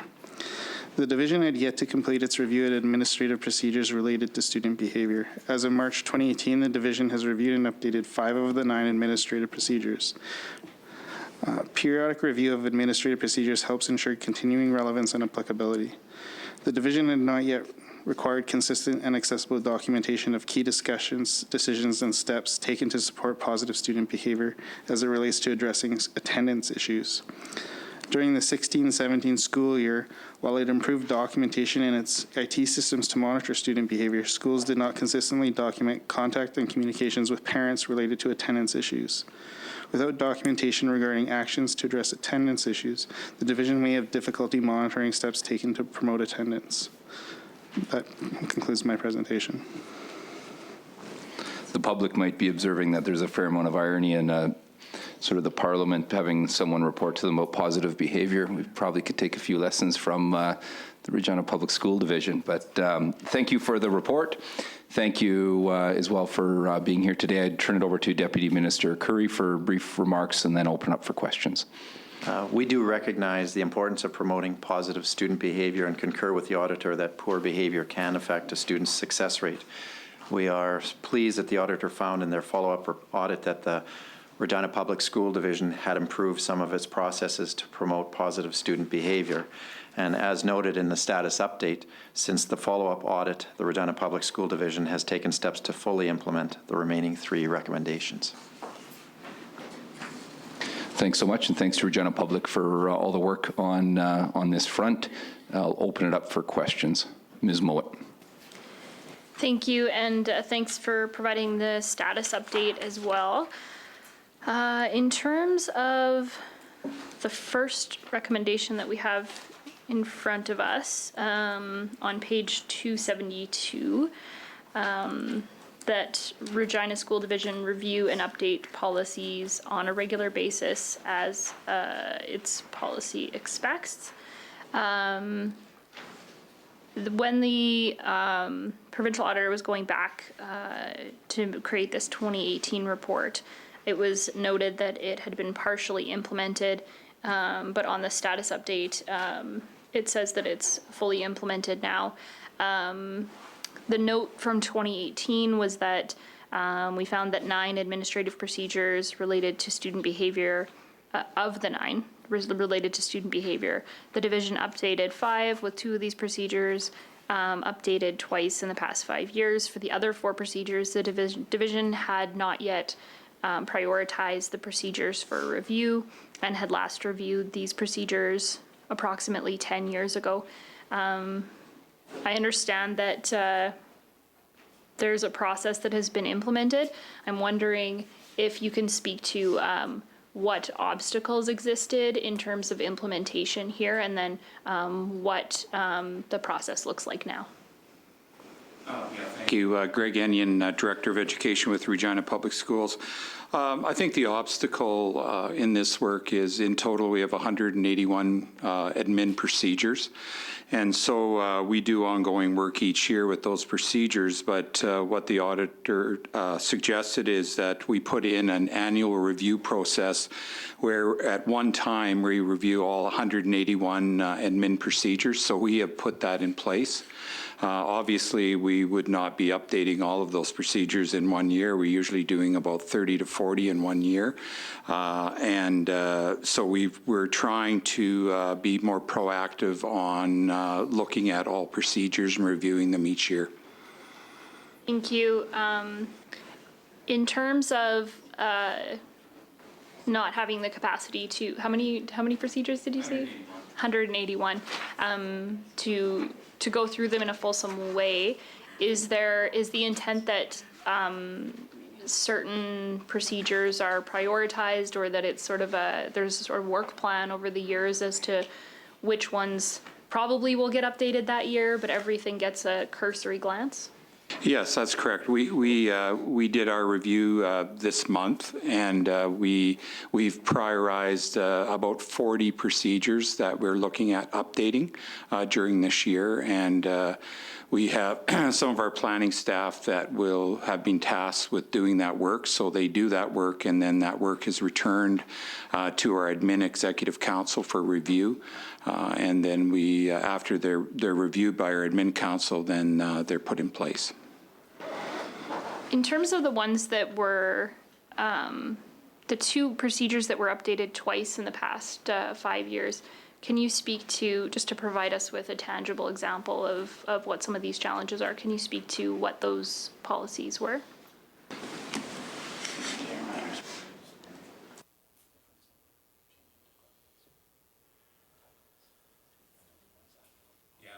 We think those were mostly wording. Would have been some changes in some of our wording around, we had some restructuring of departments.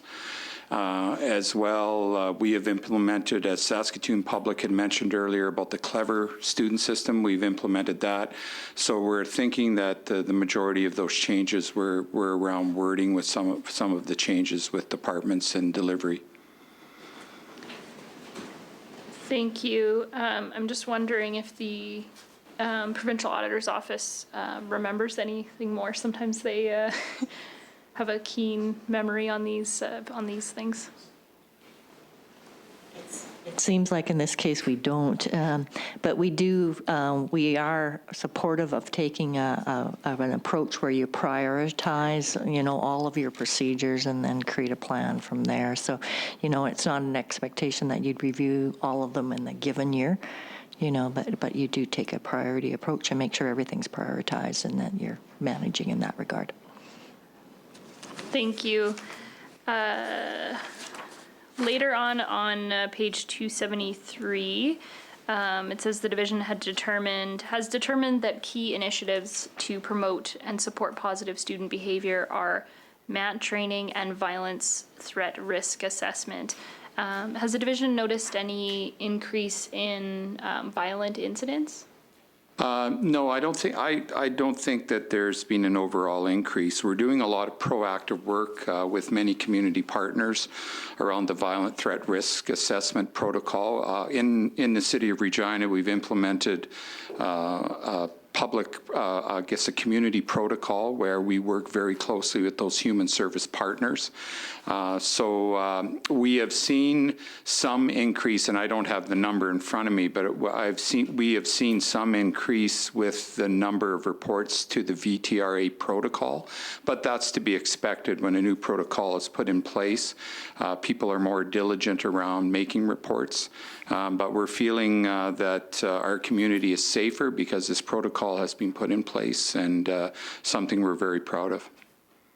Thank you. In terms of being able to measure positive student behavior, what sort of indicators do you use to indicate that you're on the right track, that there's a positive learning environment and so on?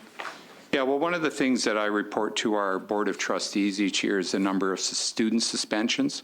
So we take a look at everything from 1 day to 10-day suspensions. I provide data on that. And our admin team looks at that each year and see if there are any trends. Certainly, our school superintendents with their school teams would also be looking at incident reports and looking at if there are trends that we should be working on. So one of the things that comes to mind is that certainly we're having many students that are experiencing challenges with mental health and anxiety. So we're putting increased energy into trying to help with some programming for those students that are experiencing that. So that's something that's really important as a school division, that you currently look at what is happening in those trends and try to put actions in place to help remediate it. Thank you. Any indicators that come directly from the students themselves? Any feedback that comes directly from them? Yes, we hold 2 annual student forums where we would have approximately 75 to 100 students come in. And we do focus sessions with those students, ask those students for their input. So we have we have one forum that's for high school students, and we have another forum that's for students of Indigenous ancestry. And our trustees and administration attend those, and then also review all the data collected through those focus sessions. And that's one of the things that we look at when we anticipate changes as we go forward. And that's certainly the example that I gave previously about mental health and well-being. That was feedback that we received through those student forums, that certainly was an increasing challenge for students and their peers. Do you have in-house folks that run those forums, or is that something that's contracted out? Yeah, no, we would have our staff run those. We have 2 superintendents that are in charge of organizing the forums, and then we would have staff that would lead that work. In terms of the elementary school attendance strategy, I was just wondering if you could speak to where that is at in terms of its development and what it looks like. Yeah. The deputy and I were just at the annual opening luncheon for the United Way of Regina. So we've worked very closely with the United Way of Regina on Attendance Matters campaign. And we have put forward a poster campaign, a social media campaign, and then we have built in a number of different incentive programs at the elementary level. So everything from students having the opportunity to win a bike if their attendance approves, to other smaller incentive programs. So we have some community partners and sponsors that are involved in that work. And again, the United Way of Regina has been very supportive as well through their campaigns, and we continue to try to put a huge emphasis on that, because that we know attendance is directly attached to achievement. And when you look at, as talked about in one of the previous audits, when you look at reading results, if you look at the reading results and you compare it to the students' attendance, there's quite direct alignment. So that's something that we've felt has been very important, and we've put a lot of energy into that in the last several years. Thank you. Is there any evidence that the attendance strategy is making a difference? Have you seen movement in your attendance numbers? Yes, I'm happy to report that our graduation rate has held strong now at 79% over the last 3 years, and we've had about a 6% increase from a time period before, and it's directly related to when we believe one of the important factors in that is the work that we've done around attendance. So we've seen as the time we started our work around attendance in 2013, 2014, and since that time, we've had a steady increase in graduation rates. So we believe that's one of the factors. There's other things that we've done that's led to the increase in our graduation rate, but we believe the focus on attendance has played an integral role in that. Thank you. That concludes my questions, Mr. Chair. Good questions. Thanks for the responses. Any other questions at this time? Ms. Lambert? Wondering, when you mentioned suspensions can go up to 10 days. Could you give me an example of where you would use a 10-day suspension? Yeah, a 10-day suspension would be for a fairly serious incident at a school. So it might be a violent incident, and there could be police involvement. And very often we're looking for families to gain some other support whether that might be through the health authority, their family doctor, and so very often a 10-day suspension allows for some of those things to be put in place. And the 10-day suspension as well, sometimes for a violent incident or a serious incident, it allows for some further planning to be put in place by the school division as well on how we can support that student and keep everyone else safe upon their return. I just had a comment regarding attendance, and kudos to you for your work in this area. I was in Chicago attending a conference this summer, and one of the presentations that I attended was how Chicago had really turned around the results in their education system, which was in dire need of some assistance. And one of their key strategies that they found to their success was tackling their attendance question, specifically with grade 9. So they've put in a tremendous amount of resources. They say that's the key year as they transition from grade 8 to what we've called high school. And grade 9 attendance is basically, she said, the number one factor to success in improving their academic performance. So well done. I would just add that regular school attendance makes our communities healthier, whether that be for our health regions, for our justice system. We know that when students are in school on a regular basis, they have fewer disruptions in their lives outside of school. Thanks so much, Director Enyen, Deputy Director Bolt. It's great to have both of you at this table. Thanks to you and all of the entire team across Regina Public for the work on this front and for the time here today. At this point, I would welcome a motion to conclude consideration of Chapter 25. Ms. Lambert moves. All agreed? That's carried. We'll move our attention to Chapter 37, and I'll turn it over to the Auditor's Office.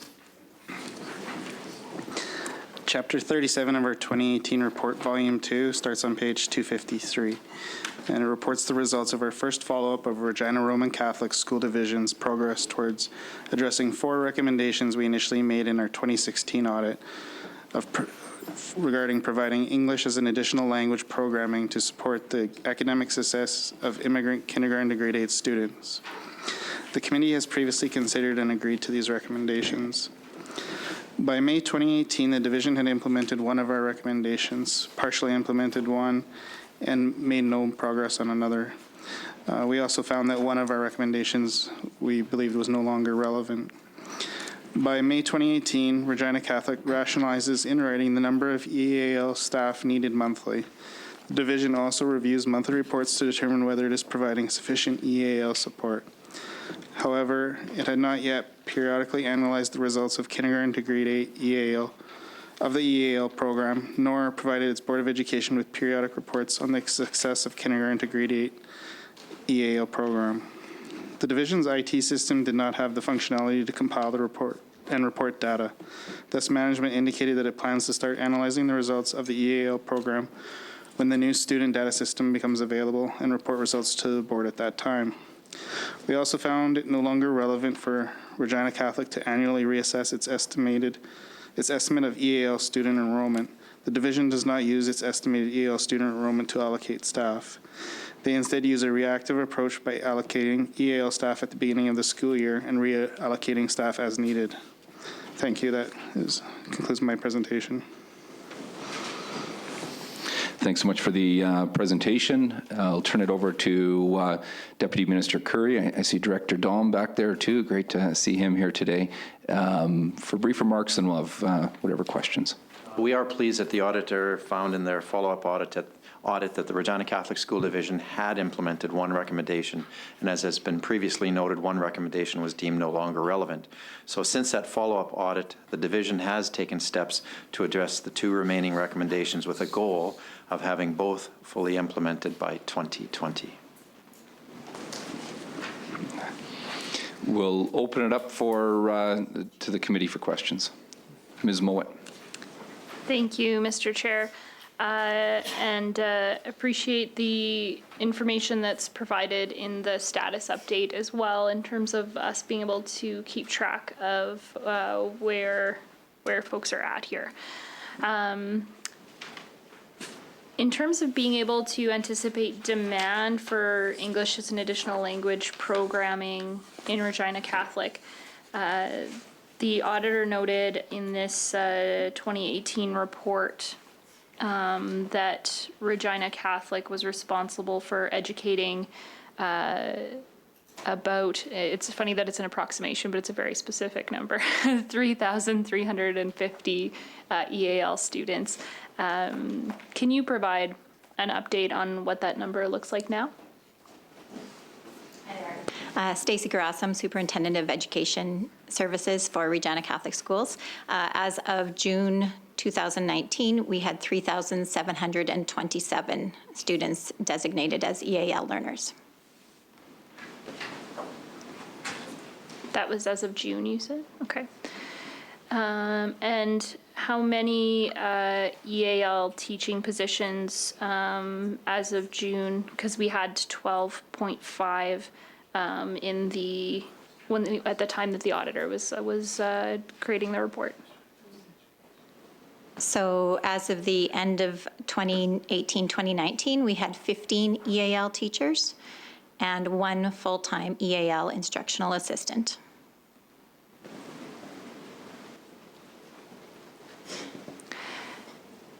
And would that be the same number of EAL teachers and instructional assistant? Is that the same complement forecasted for this year?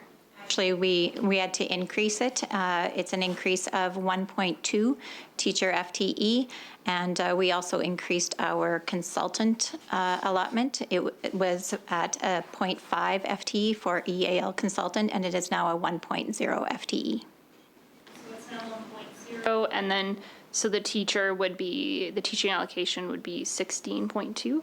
Okay. I love the 0.2 allocation. It's like 1 day a week. Okay, thank you. And that was adapted due to increased demand, I'm assuming? Okay.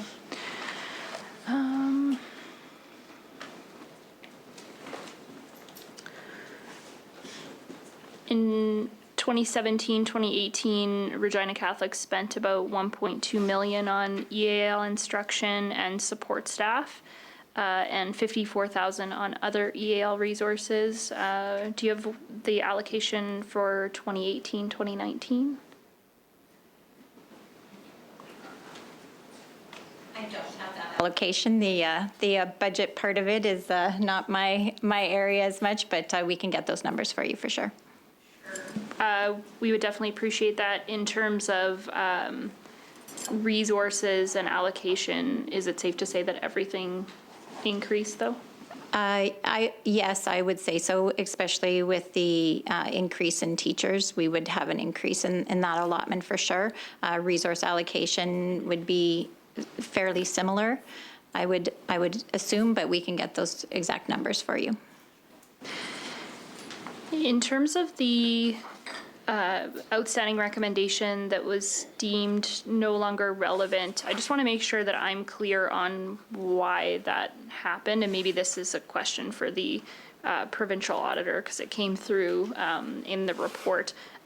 Is it because these numbers are constantly being reassessed that an annual reassessment is not required? I just wasn't very clear while I was reading through it because it seems assessment is happening often based on the actual numbers on the ground, but I just want to get some clarity. When we did the audit, we made the erroneous assumption that they would use the forecast to rationalize the resources, their teaching resources. When we went back and did the follow-up, management made it quite clear to us they don't use that information for decision-making in terms of rationalizing the resources. So, so we didn't want to, frankly, waste management's time gathering information they weren't going to be using.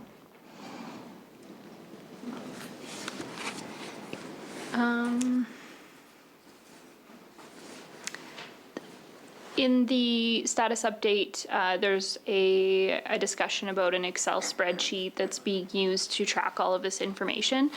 I would say kudos to you for taking matters into your own hands to make sure you had the ability to track some pretty important resource information. Is there, I guess this is probably a question for the Deputy Minister, is this type of spreadsheet and modeling being utilized in other jurisdictions as well?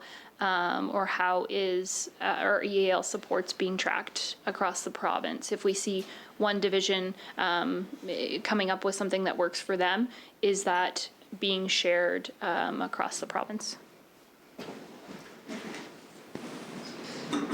Best practices and promising practices are being shared through the provincial leadership team, which is a roll-alike gathering of directors of education of our provincial school divisions, all 27 of them. Many times those directors will bring superintendents of responsibility in these respective areas, such as Stacey Grassam here, who has been brought to some of those meetings to learn about it. And the expectation is when these gatherings take place, and they take place 5 times throughout the year, is that there is a sharing of promising practices. English as an additional language has been a discussion point and a sharing of opportunities, challenges.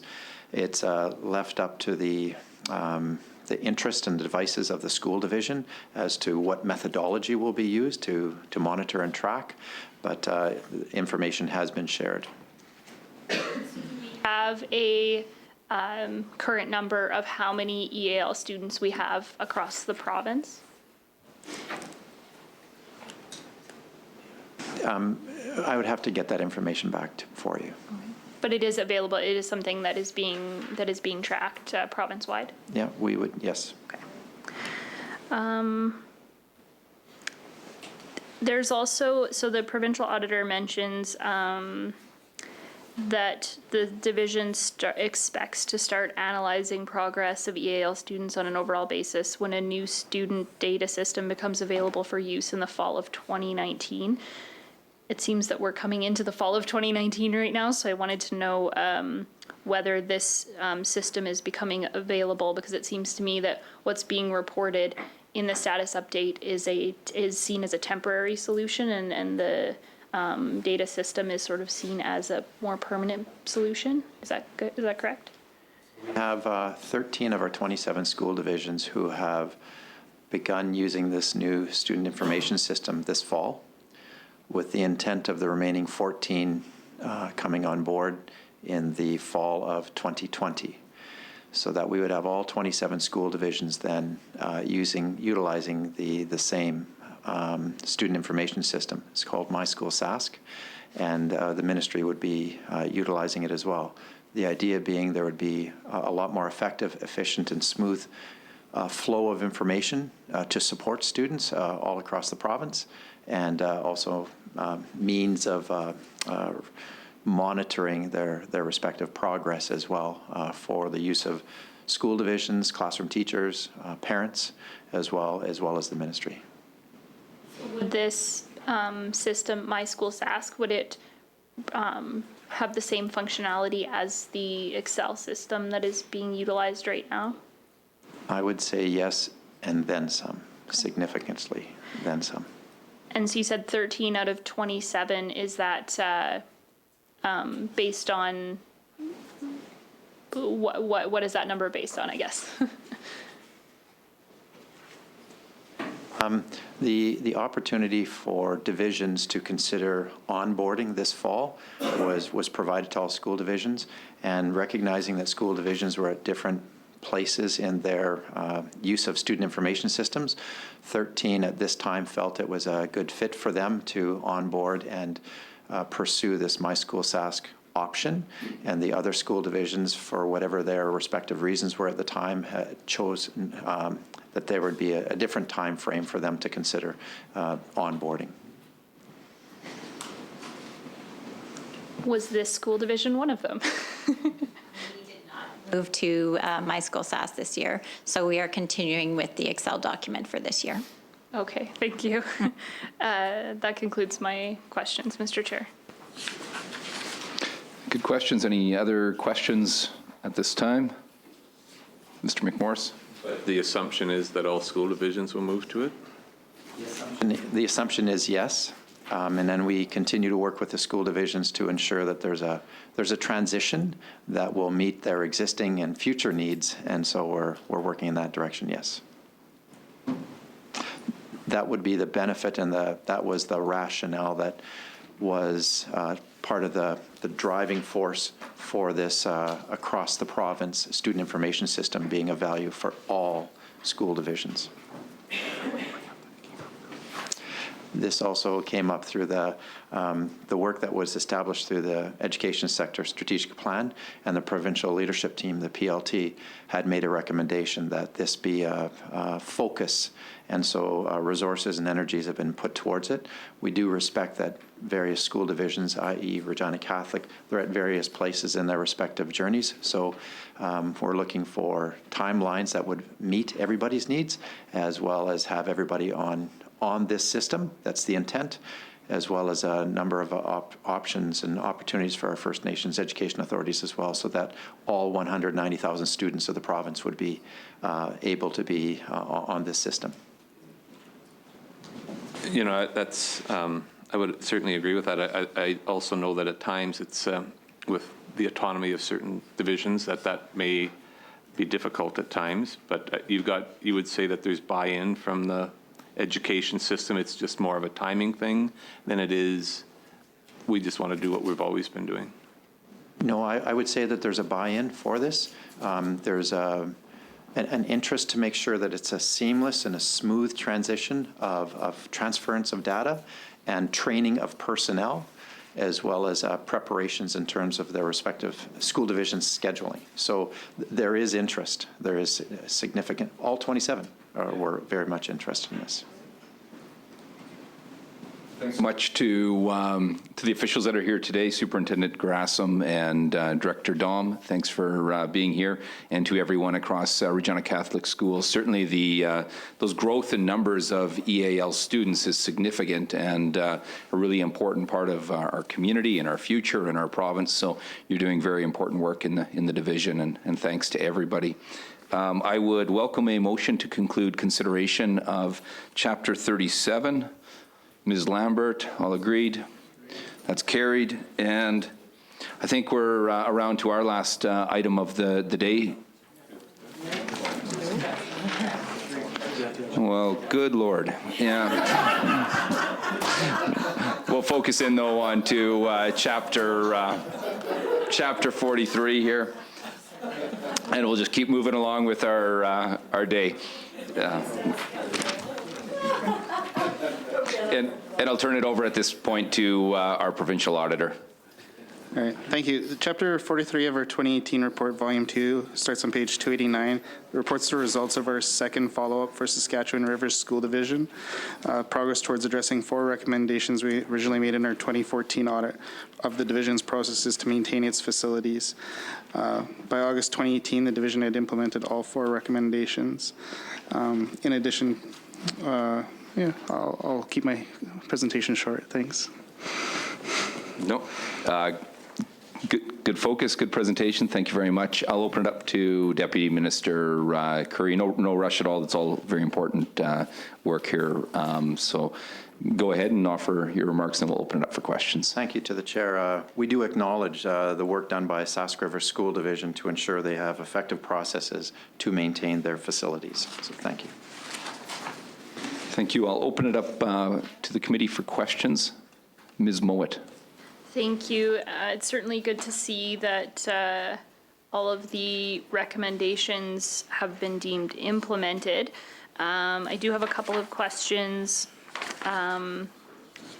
In terms of the facility maintenance priorities for the school division, what are the division's major infrastructure priorities?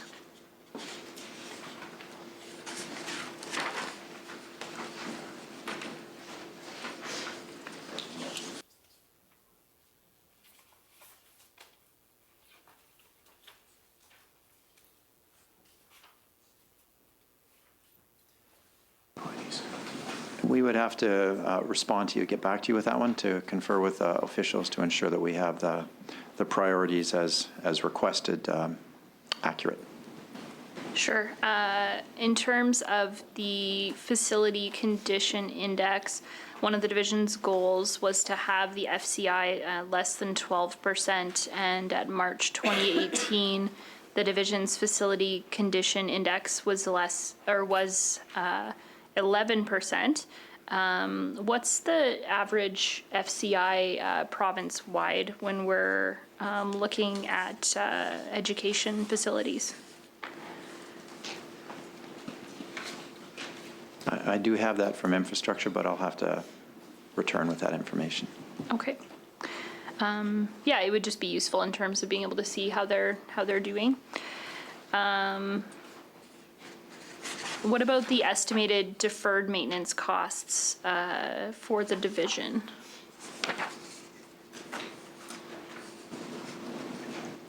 And we would have to get back to you on that one as well. Okay.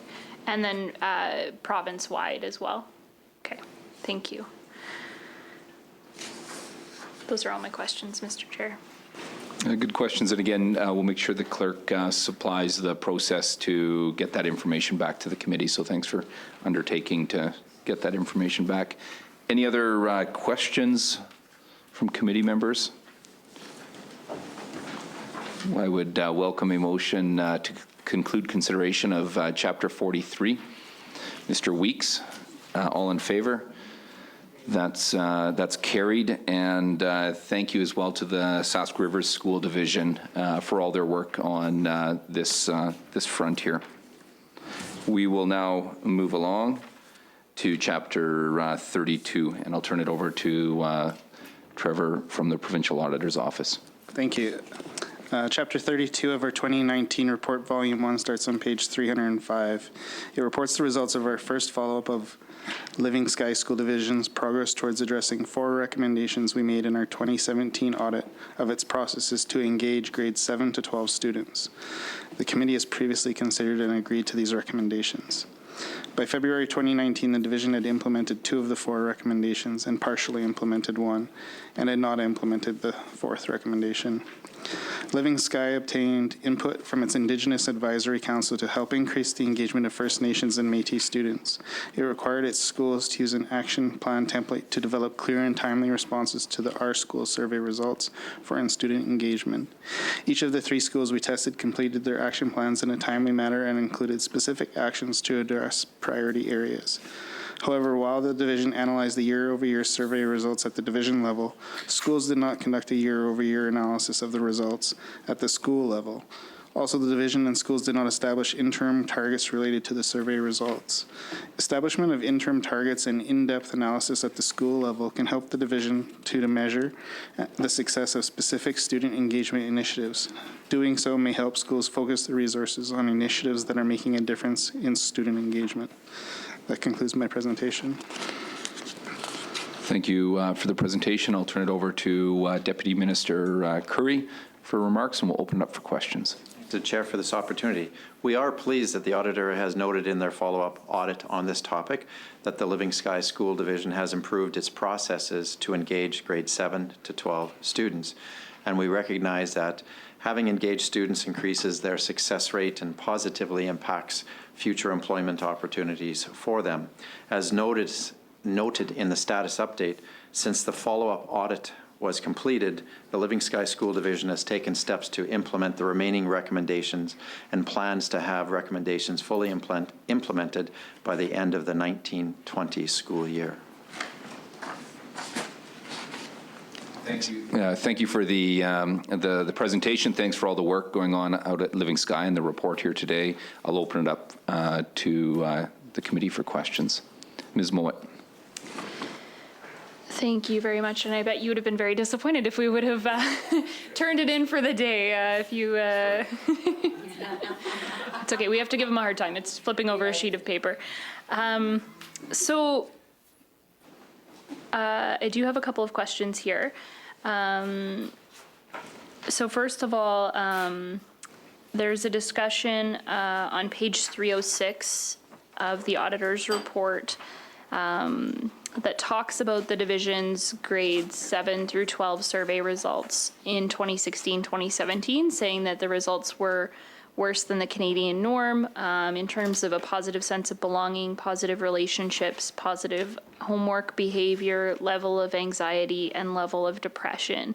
So clearly, Living Sky students are facing a lot of challenges.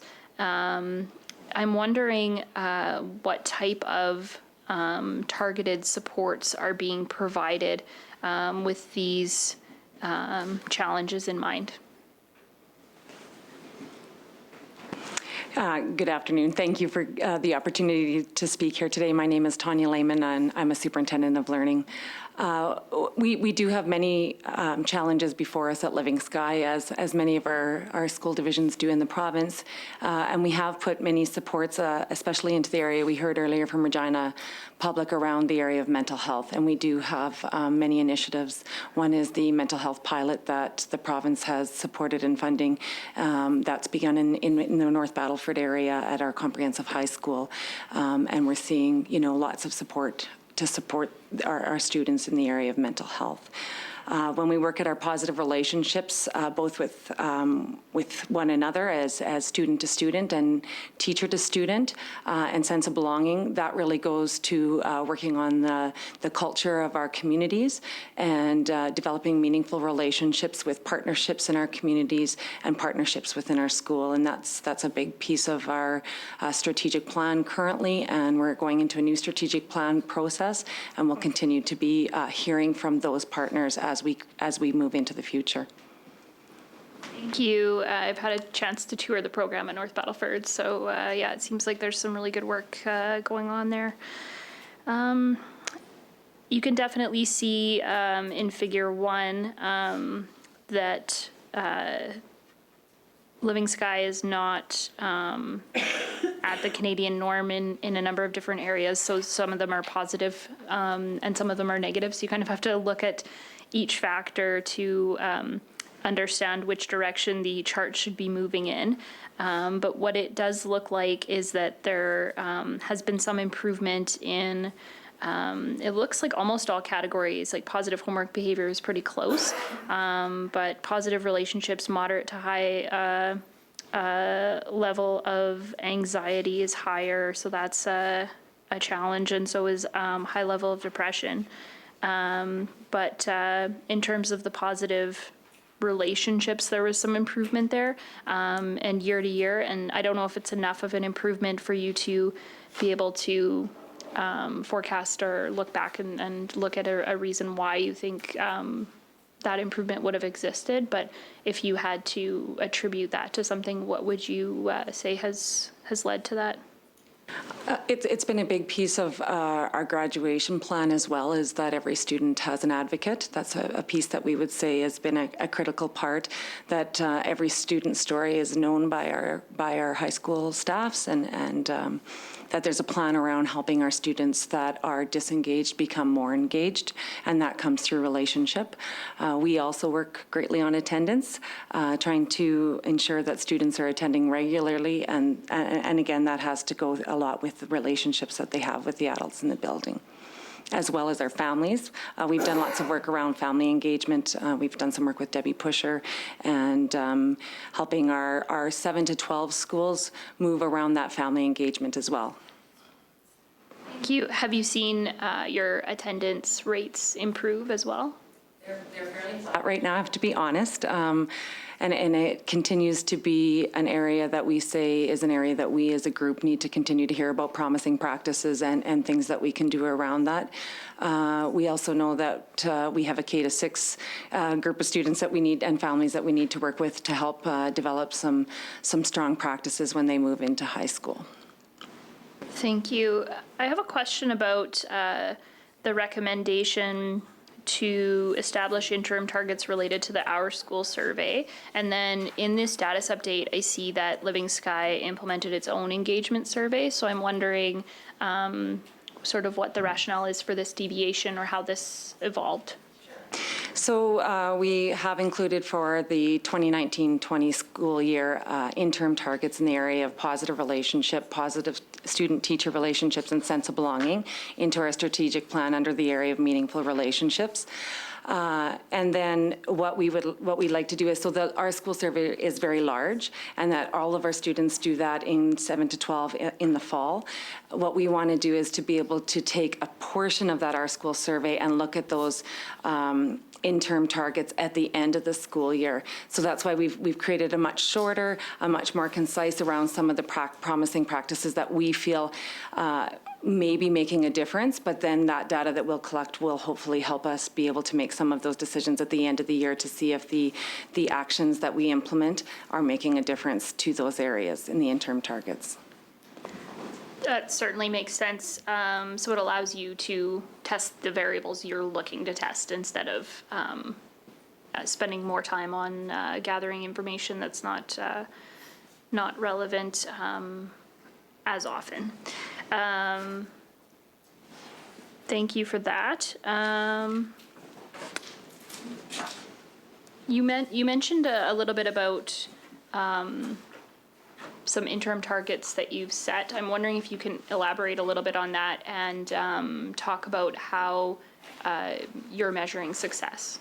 Sure. So our interim targets are, what we've always looked at is we've looked at closing the disparity gap between our First Nation students and our non-First Nation students in those 3 areas that I mentioned. But a piece of that, we not only want to be closing that gap, but we also want to be increasing the amount of students that are feeling the sense of belonging and relationships with the adults and with each other. So there, now we've set an actual number to that to show that we're looking at the data to say, are we at 70, now we're at 75. So we're looking at a target of 80% of all of our students have the sense of belonging, positive teacher relation, and positive relation to relation. And then we've developed some action plans around that. And then our survey is, again, what we'll be looking at to see if those action plans have had an impact or not. Thank you. Switching gears a little bit to talk about the input of the Indigenous Advisory Council. Can you speak to the structure of this council, composition? Is it voluntary? Is it division funded? How does it work? It started off as originally just as an elders council, not just. It started out as an elders council that's been very involved with Living Sky School Division for a number of years, and we have up to 10 members on that elder council over year. And although they only have to serve for a 2-year term, we've had the same elders continue to be on our council, so we have developed a wonderful relationship with them. We've expanded that elders council, though, so that we include students as well. So we have the Indigenous voice at the table as well as some of the knowledge keepers in our area to try to expand and have representation from across our division. We meet 3 to 5 times a year, depending on the need. We spend time looking at data. Their role is to advise and to support, and they've made some great advances and impact. Last year, they took on the area of attendance and supported the area of attendance. And so they did an elders campaign where we have pictures of our elders and their words about the importance of attending school on a regular basis, and they're found throughout our school division. And are the elders provided with an honorarium for their time? We do give them an honorarium, yes, for attending the day. Where do the meetings typically take place? You meet 3 times a year, you said? They take place at the division office most often. Sometimes we'll meet at a school if there's something to celebrate there. I have no further questions. Thank you. Good questions. Thanks so much for the time and the responses as well. Any other questions from committee members with respect to Chapter 32? I would just have one real quick one. You did do a couple of examples, but if you could just, you're talking about meeting with, families and teachers to student relations and all of that, making them feel comfortable. What would an exercise be for that to actually happen? families or with? Either one. I think families, lots of things have to be around what your community needs. So, we are very diverse in our community structures. We're rural, we're urban, North Battle is very urban. But it's meeting sort of around what each school needs. So some schools can have something like a literacy night where they celebrate literacy, and they have lots of families, where the next school, that isn't something that's really going to meet the needs of those people. So I think it's that each school would be very unique in how they do that. But what the important piece is that engaging our families is a critical piece, because they're our children's first teachers, and that they are part of that learning journey that our families, that our schools are really going through. And sometimes we miss knowing that we have to engage families along the way, and especially for high school students. So, we're just looking at our graduation plans right now, and part of our plan is for working with our grade 9 families, for them to really understand the pathway to graduation, and do they really understand what that means, and does every parent really understand the pathway and the choices that our students have to graduate, and then what that means beyond graduation. So. This takes time, but it would be interested, when you're talking to those parents, how many of them had graduated and what their truancy was like. And so it's evolving. But it's going in the right direction. It's evolving. It's time. For some of our family, or some of our schools and some of our families, their children will be the first to walk to the stage. So it's lots of celebrations too. And lots of hope that education provides lots of places for those students to be successful. Minister Curry.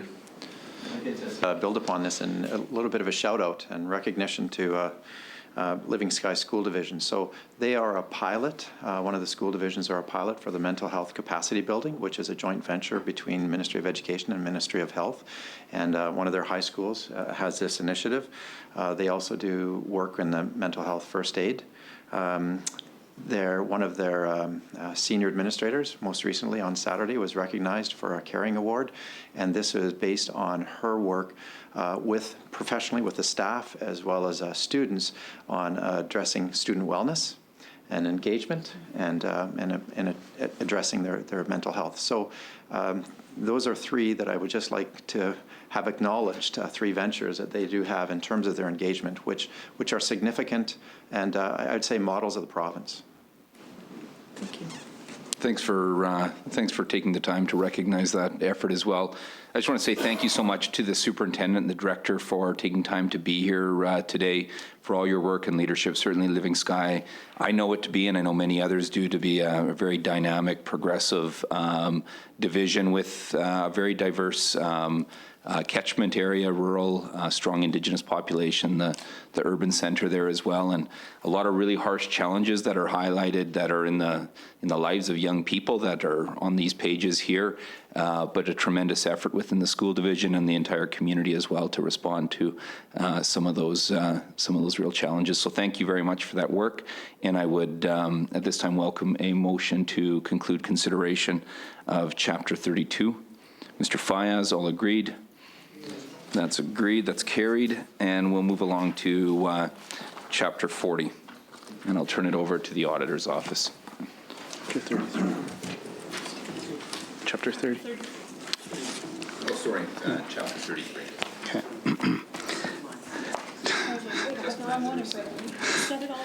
Chapter 33 of our 2019 report, Volume 1, starts on page 311, and reports the results of our first follow-up of Prairie Spirit School Division's progress towards addressing 7 recommendations we initially made in 2016 related to its processes to maintain facilities. The committee has previously considered and agreed to these recommendations. By February 2019, the division had implemented 1 of 7 recommendations and partially implemented the remaining 6. We found that in late 2018, Prairie Spirit began using a template to guide and document its maintenance cost estimation process for facilities projects. The division used this template to document the preparation of cost estimates and the review by someone other than the preparer of the estimates. However, the division had not yet fully established service objectives for each type of facility and significant related components, or developed a maintenance plan for all of its facilities and their significant components, including short, medium, and long-term maintenance priorities and planned preventative maintenance strategies. It continues to need to set out in writing what minimum information it expects staff to gather and record about its facilities and significant components, provide staff with written guidance on the nature, extent, and frequency of inspections of all of its facilities and related significant components, as well as track maintenance completed on facilities and significant components, or provide us board with periodic comprehensive maintenance reports to inform decision-making. Effective maintenance processes would help enhance the safety and service life of schools. That concludes my presentation. Thanks so much for the presentation. I'll open it up to the Deputy Minister for some remarks, then we'll get to questions. Thank you. We do recognize that effective maintenance processes are important to keep our schools safe, protect against loss, and limit repair costs. And since the follow-up audit, the school division has taken steps to address the outstanding recommendations and plans to have all the recommendations addressed by December 2021. Thanks for the report. Thanks for the status update detailing all the actions that the division's undertaken as well. It's really helpful for us as committee members. Questions? Ms. Mowat. Thank you, and thank you for providing some information in the status update as well. The overall maintenance plan that was under development in February, in the status update, I think it's on page 43. It says that it will sort of be continued to be developed. I'm just wondering, I understand that these things are sometimes very fluid documents and continue to be developed over time, but was there a first sort of completion of the manual, or is it still under development? I'm just not incredibly clear.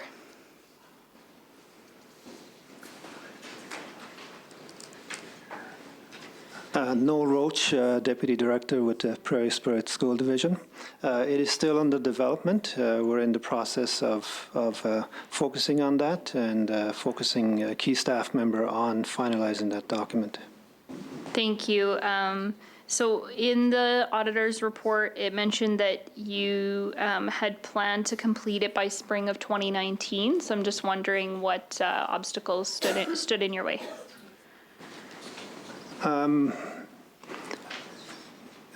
I think one of the obstacles for us as a school division is that we've been a growing school division and we've had a lot of capital projects in our school division. We presently have one on the go right now with a new school at Rosterton.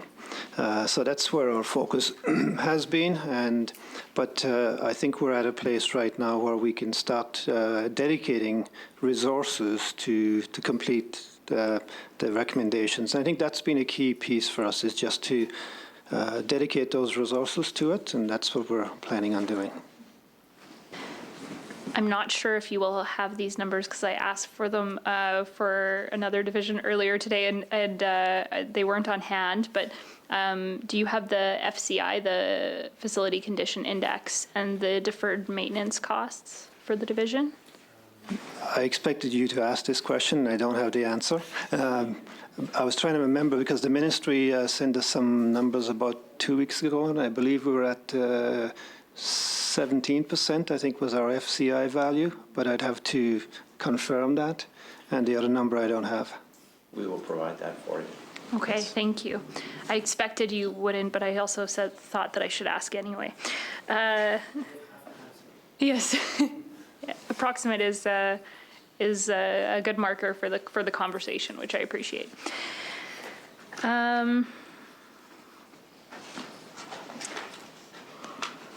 On page 315, at the bottom of the page, the provincial auditor noted that the division hadn't completed about 1/3 of the total preventative maintenance tasks that had been scheduled between December 2016 and January 2019. So it's about 300 preventative maintenance tasks. I'm just wondering if you can shed some light on what explains that. Further along there, it speaks to a significant portion of the outstanding maintenance was due to staff not, using a system-generated report that did not include all outstanding maintenance, and it indicates that we fixed that report problem in January 2019. That's good to hear. And certainly interested in hearing about what deferred maintenance still exists, but I look forward to that information coming forward. In terms of, on the status update, page 45, the outstanding recommendation refers to page 316 of the auditor's report. In providing the board with periodic comprehensive maintenance reports.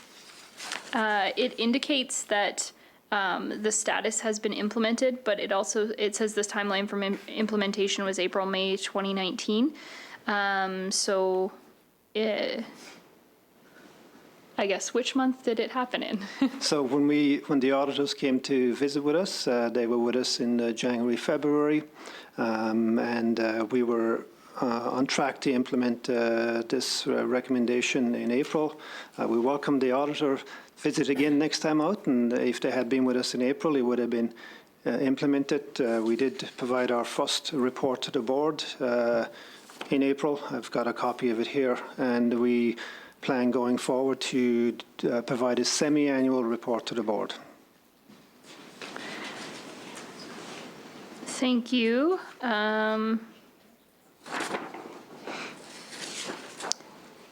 On the last page of the status update, or I guess page 47, the recommendation that talks about, oh, never mind. Page 47 is a different chapter. That concludes my questions, Mr. Chair. I was just about to ask you about something that had nothing to do with you. Okay. Page out of the chair's book there here today. That's.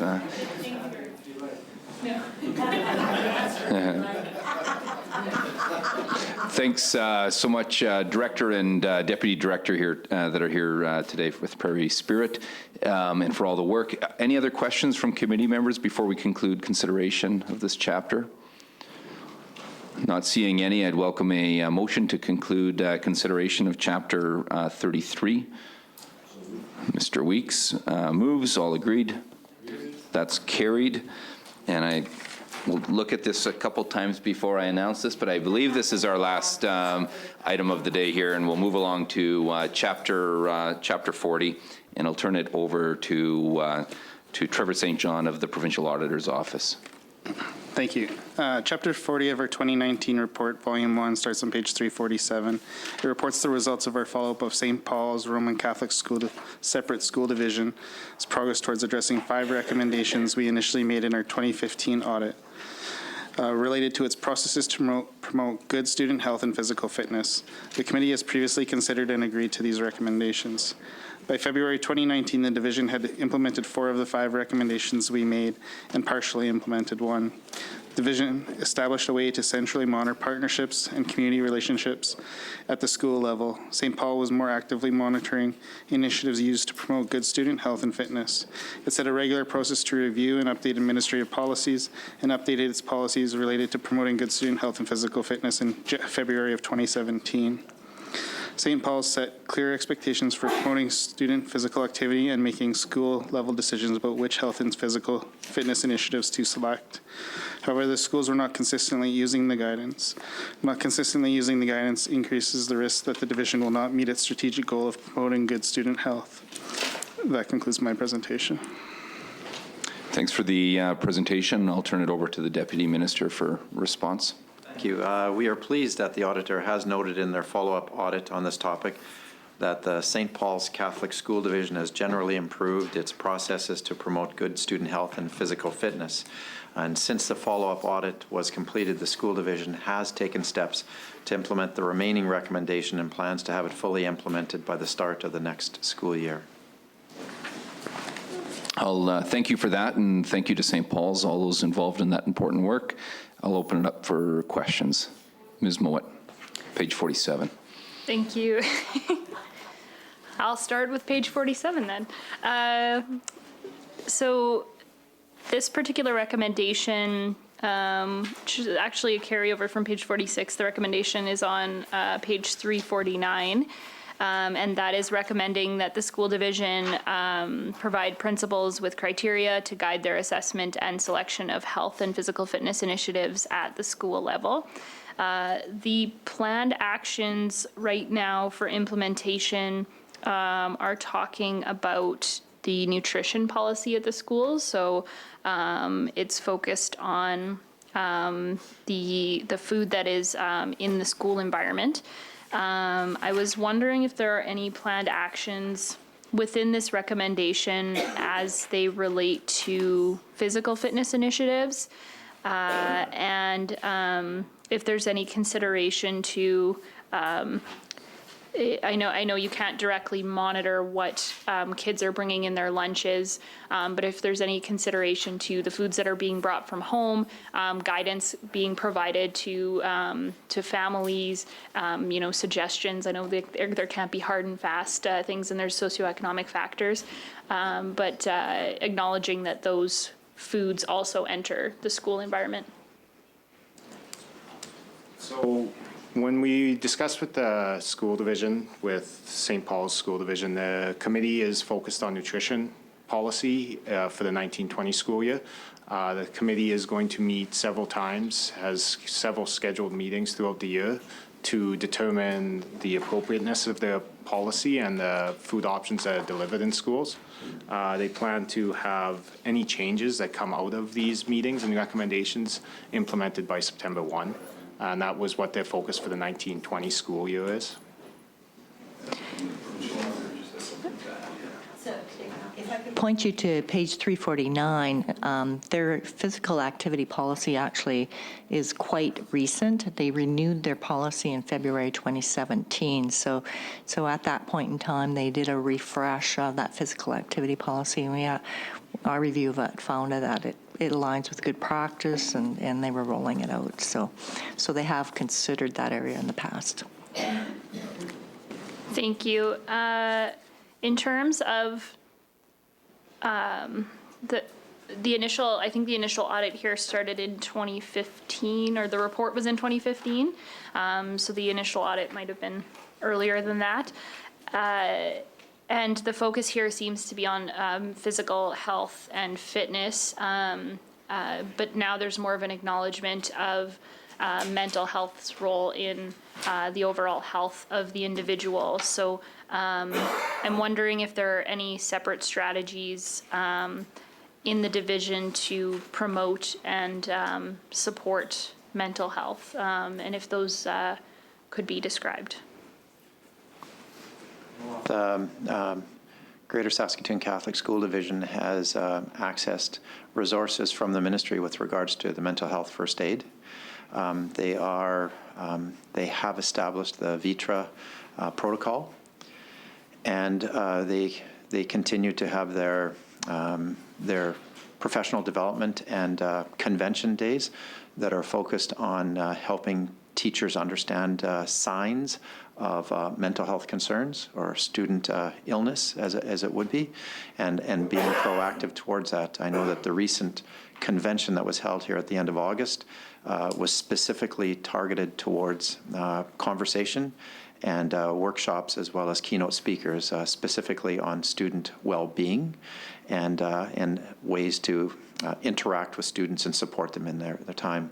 So outside of that, we would have to come back to you with more specifics on what they offer programming-wise too. In terms of, on page 349, there's a discussion about a guidance document from the Ministry of Education, inspiring movement towards comprehensive school community health guidelines for physical activity in Saskatchewan from 2010. It indicates that the ministry expects daily physical activity and inclusion of daily physical activity in all subject areas. I'm just wondering if you can provide some detail about what that looks like and if there's confidence that that's happening. The way it's worded, it makes it seem like there's an expectation that there's physical activity during a math class. So I'm just wondering, is that the expectation and is that happening? Yes, it's the expectation, and yes, it is happening. So there presently is within the ministry a review of our guidelines for physical activity within subject areas. And again, this is a sharing of promising and best practices of how to actualize that regardless of the subject area. So whether it be student movement, brain breaks, something aligned to their learning objective, that could be active and activity-based. So there are, just recently, that is a review and updating of the physical activity presence in schools that's taking place right now with the engagement of school divisions, and there is an expectation that there is a movement associated with student learning. In those terms, it makes complete sense to me. I'm very aware of brain breaks and all of these types of things. It just didn't align with me when I was reading through it. So, yeah, that sounds great. And I hope that it's being implemented on a wide scale, because we were making jokes about being able to stand during committee here, but yeah, sitting is not helpful for us, even as adults. That concludes my questions on this chapter, and I guess my questions for today, Mr. Chair. Thank you for those questions as well, and thanks for the remarks. Any other questions for the Deputy Minister, for officials here? Certainly thankful for Greater Saskatoon Catholic Schools for their involvement in this and all their work as well, and the commitments that they've undertaken that'll benefit students. Not seeing any, I would ask that someone provide a motion to conclude consideration of Chapter 40. Ms. Lambert, all agreed? That's carried, and that's... Yeah, so I guess just briefly, thank you very much to Deputy Minister Curry and for the officials in the Ministry of Education and all those others that might be patched into the work here today. I know that's many, certainly through the ministry, but also across divisions across the province and many other stakeholders as well. So thank you very much for your time. Do you have any remarks that you'd like to offer before we shut this down? And engaging in our school divisions to help us provide an education throughout the province, an engaging education. And our school divisions are putting resources into responding to the work with the auditor, and so that we are enabling any one individual to be responsible for the leadership in a particular area that resonates with other school divisions as well. So thank you. Thank you. Thank you very much. I'll note as well that Deputy Minister Curry was out at the Queen City Marathon with a team from the Ministry of Education. They looked really fast out there, so good job out there as well, sort of living up to that piece around health and fitness and wellness and incorporating that into the work team. At this point, I'd welcome a motion to adjourn. Moved by Mr. Fayaz. All agreed? That's carried. This committee stands adjourned until tomorrow morning, September 26th at 8:30 a.m.